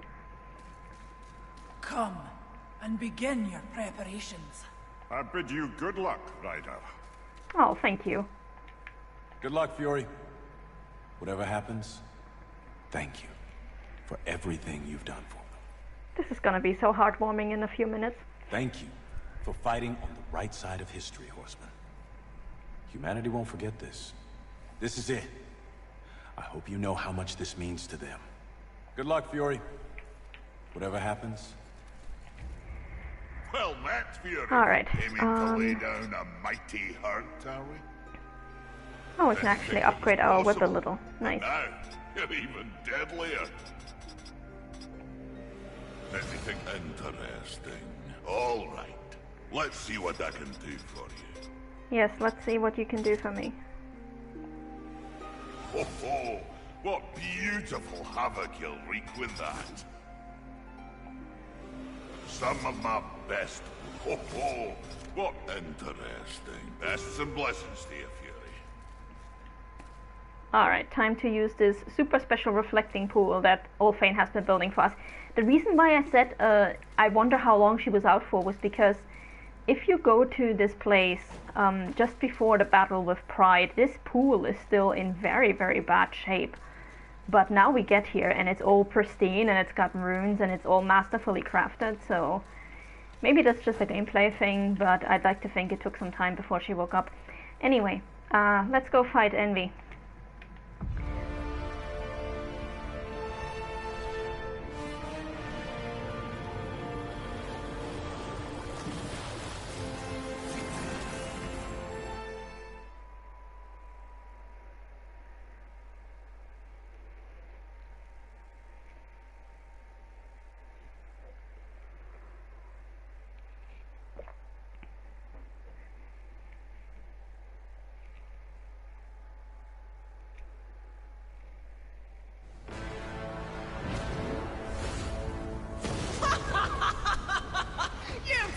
So long watching and judging that you've forgotten how to fight!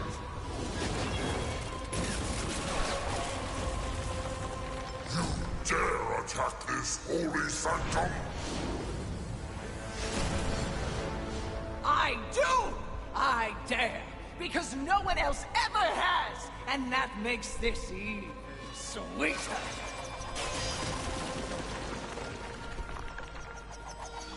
You haughty sons of whores have had this coming for eons, and you have no one but yourselves to thank for it. Your lust for power will be your undoing, Envy. Well, isn't that the pot calling a kettle black? when I'm done here and you're nothing left but pebbles, I will simply wait out the apocalypse and destroy whatever weakened generals remain. The Earth will be mine. What do you want with Earth? There's not much left there. It's over, Envy! You have failed! Kill her, horseman! We command! Oh, shut up! You command nothing but my scorn, and you will know my fury soon enough! Blasphemy! Shrimp! Yield or die, Envy!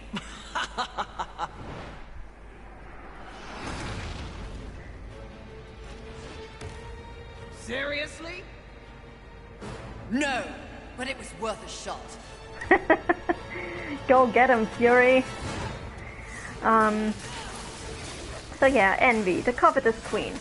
There is no According to the art book, for you. Even if you beat me, sins never die. But horsemen sadly do. according to the art book, Envy draws her powers from the labyrinths of Purgatory, which is actually a separate realm, according to the Darksiders lore. So yeah, and she uses attacks. So this Blade Geyser attack, that is an attack from War. Was it worth it? Coming all The this way scythe throwing, simply to prove that's you the are typical as attack worthless from when you Death, began. and then of course she has the gun, mimicking choice, because everything that Fury is jealous of basically. And because she currently has the Amulet of Sin, she can summon attacks from the other 6 sins as well. Not an issue on normal, but on Apocalyptic, especially this attack from Wrath can really fuck you up.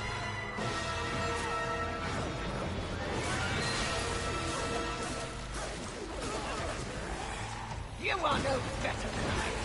We are the same. The same!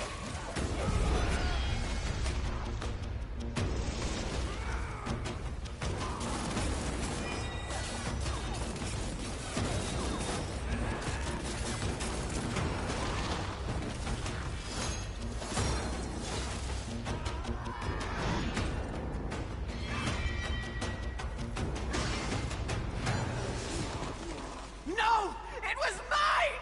All of it was mine! I deserved it! I had it! Mine! For the horsemen!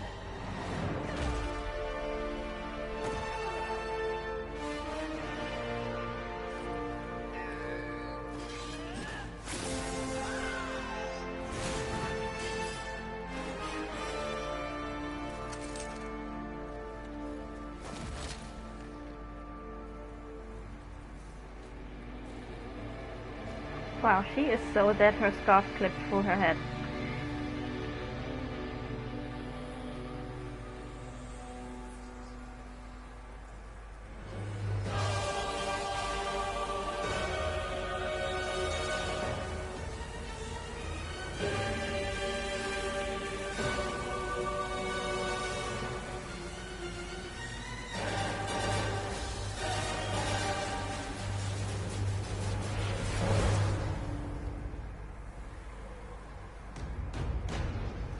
Good, now fuck up the council, please. It would seem you have finally accomplished your task, Fury. Perhaps you should be rewarded. But perhaps not. Envy may have caught us unawares, but we have more than enough power to deal with an insect like you. You have overstepped your bounds, horseman. You shall be punished, along with your brothers, like the impudent child you are. No! I will not die like this! I will not allow your corruption to spread!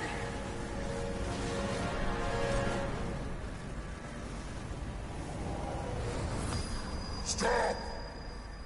Where did you get that?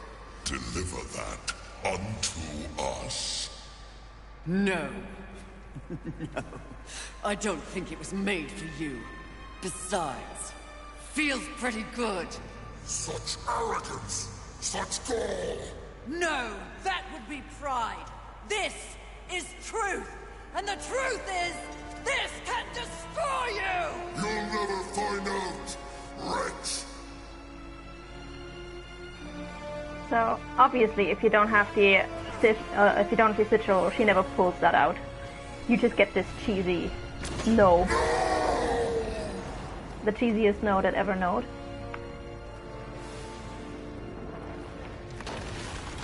Oh yeah, too bad. We're not fighting the council today. I guess we're saving that for the final game. When we actually have all 4 horsemen and we can go kick their asses and basically hand in our resignation the violent way.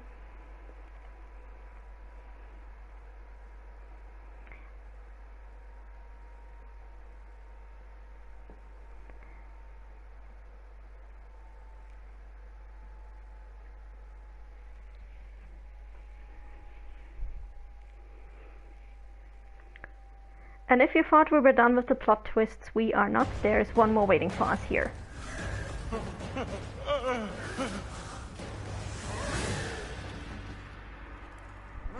Unity is key! If we're to move forward from here, we must move as one! You won't make it. The Council. Enraged. No doubt fueling the attack on Haven in secret. If you have a plan for them...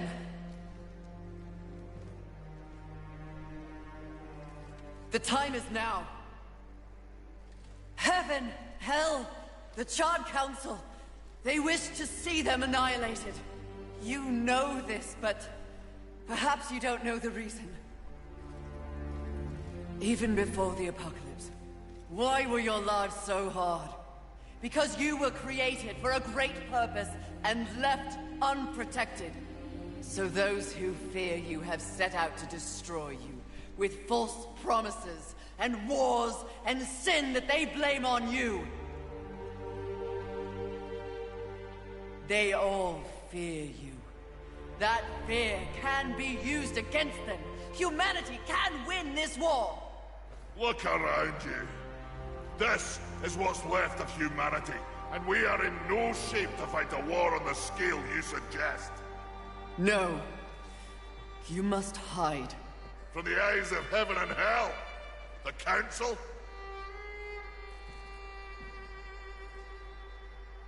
That's exactly what must be done. But what humanity needs more than a good hidey-hole is a protector. A protector?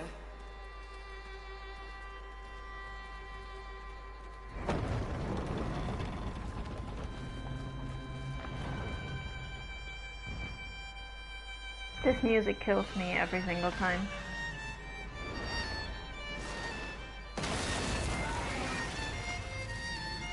And there he is, the destroyer. Charge! Let the armies of hell eliminate all that is human. Once and for all, we shall raise this planet.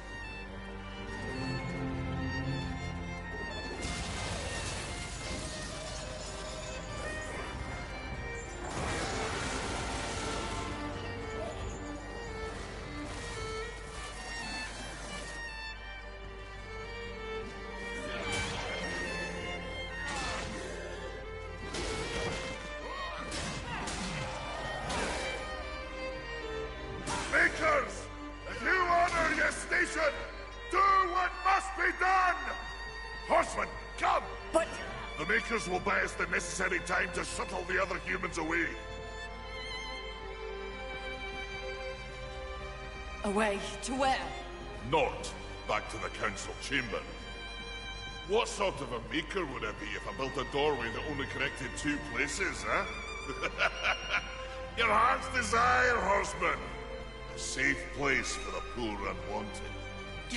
I don't understand. Aye, well... You will.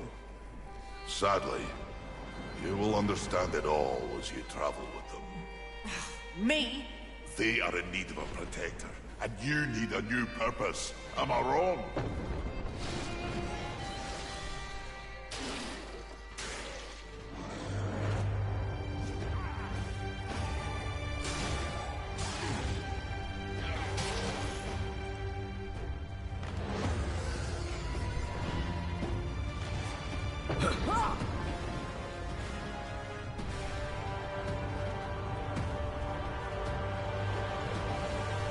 I vow to use all of the powers in my possession to protect humanity.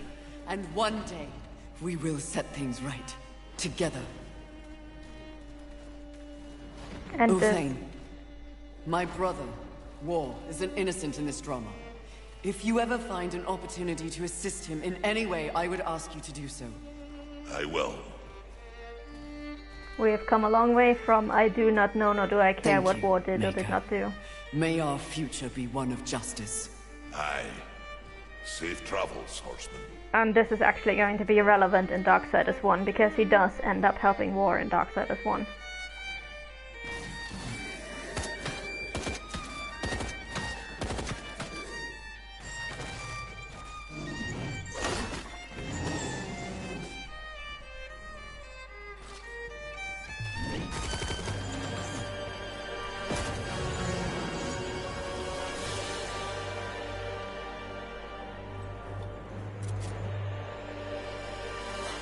Strife.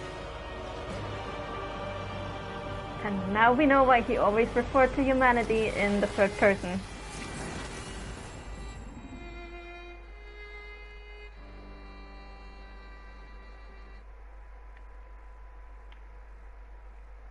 And yeah, this just makes so many of the things Jones said to us so much more heartwarming.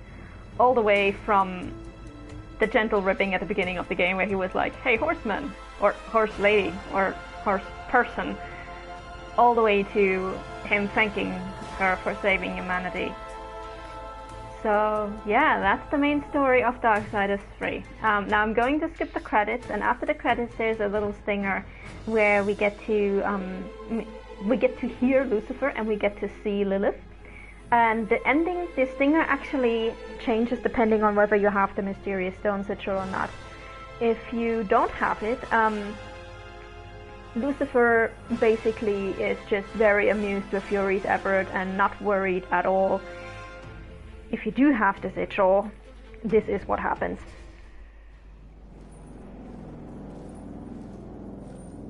Fool! I told you to silence the traitor! No matter.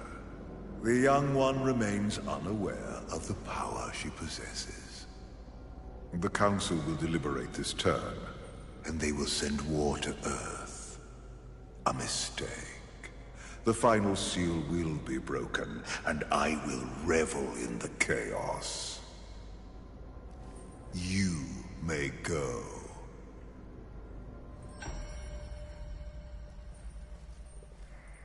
So yeah. Actually, he's madly worried about what Fury would do, but since she doesn't really know what the sigil does, he's just like, okay, well, it's not too bad. If we want to, we can continue to New Game Plus 1 now. There's not much new in New Game Plus, except for there's a new type of enemy that drops Wisdom Shards, which essentially increase your soul gain. And there is a special armor that you get for completing New Game Plus, which is called the Raiment of Armageddon.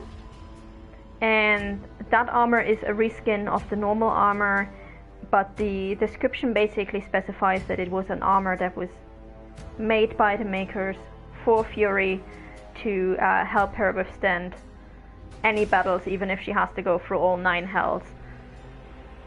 And so yeah, that is the story of Darksiders 3. The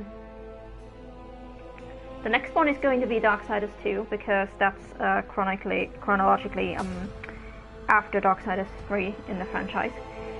So for today, that's going to be it.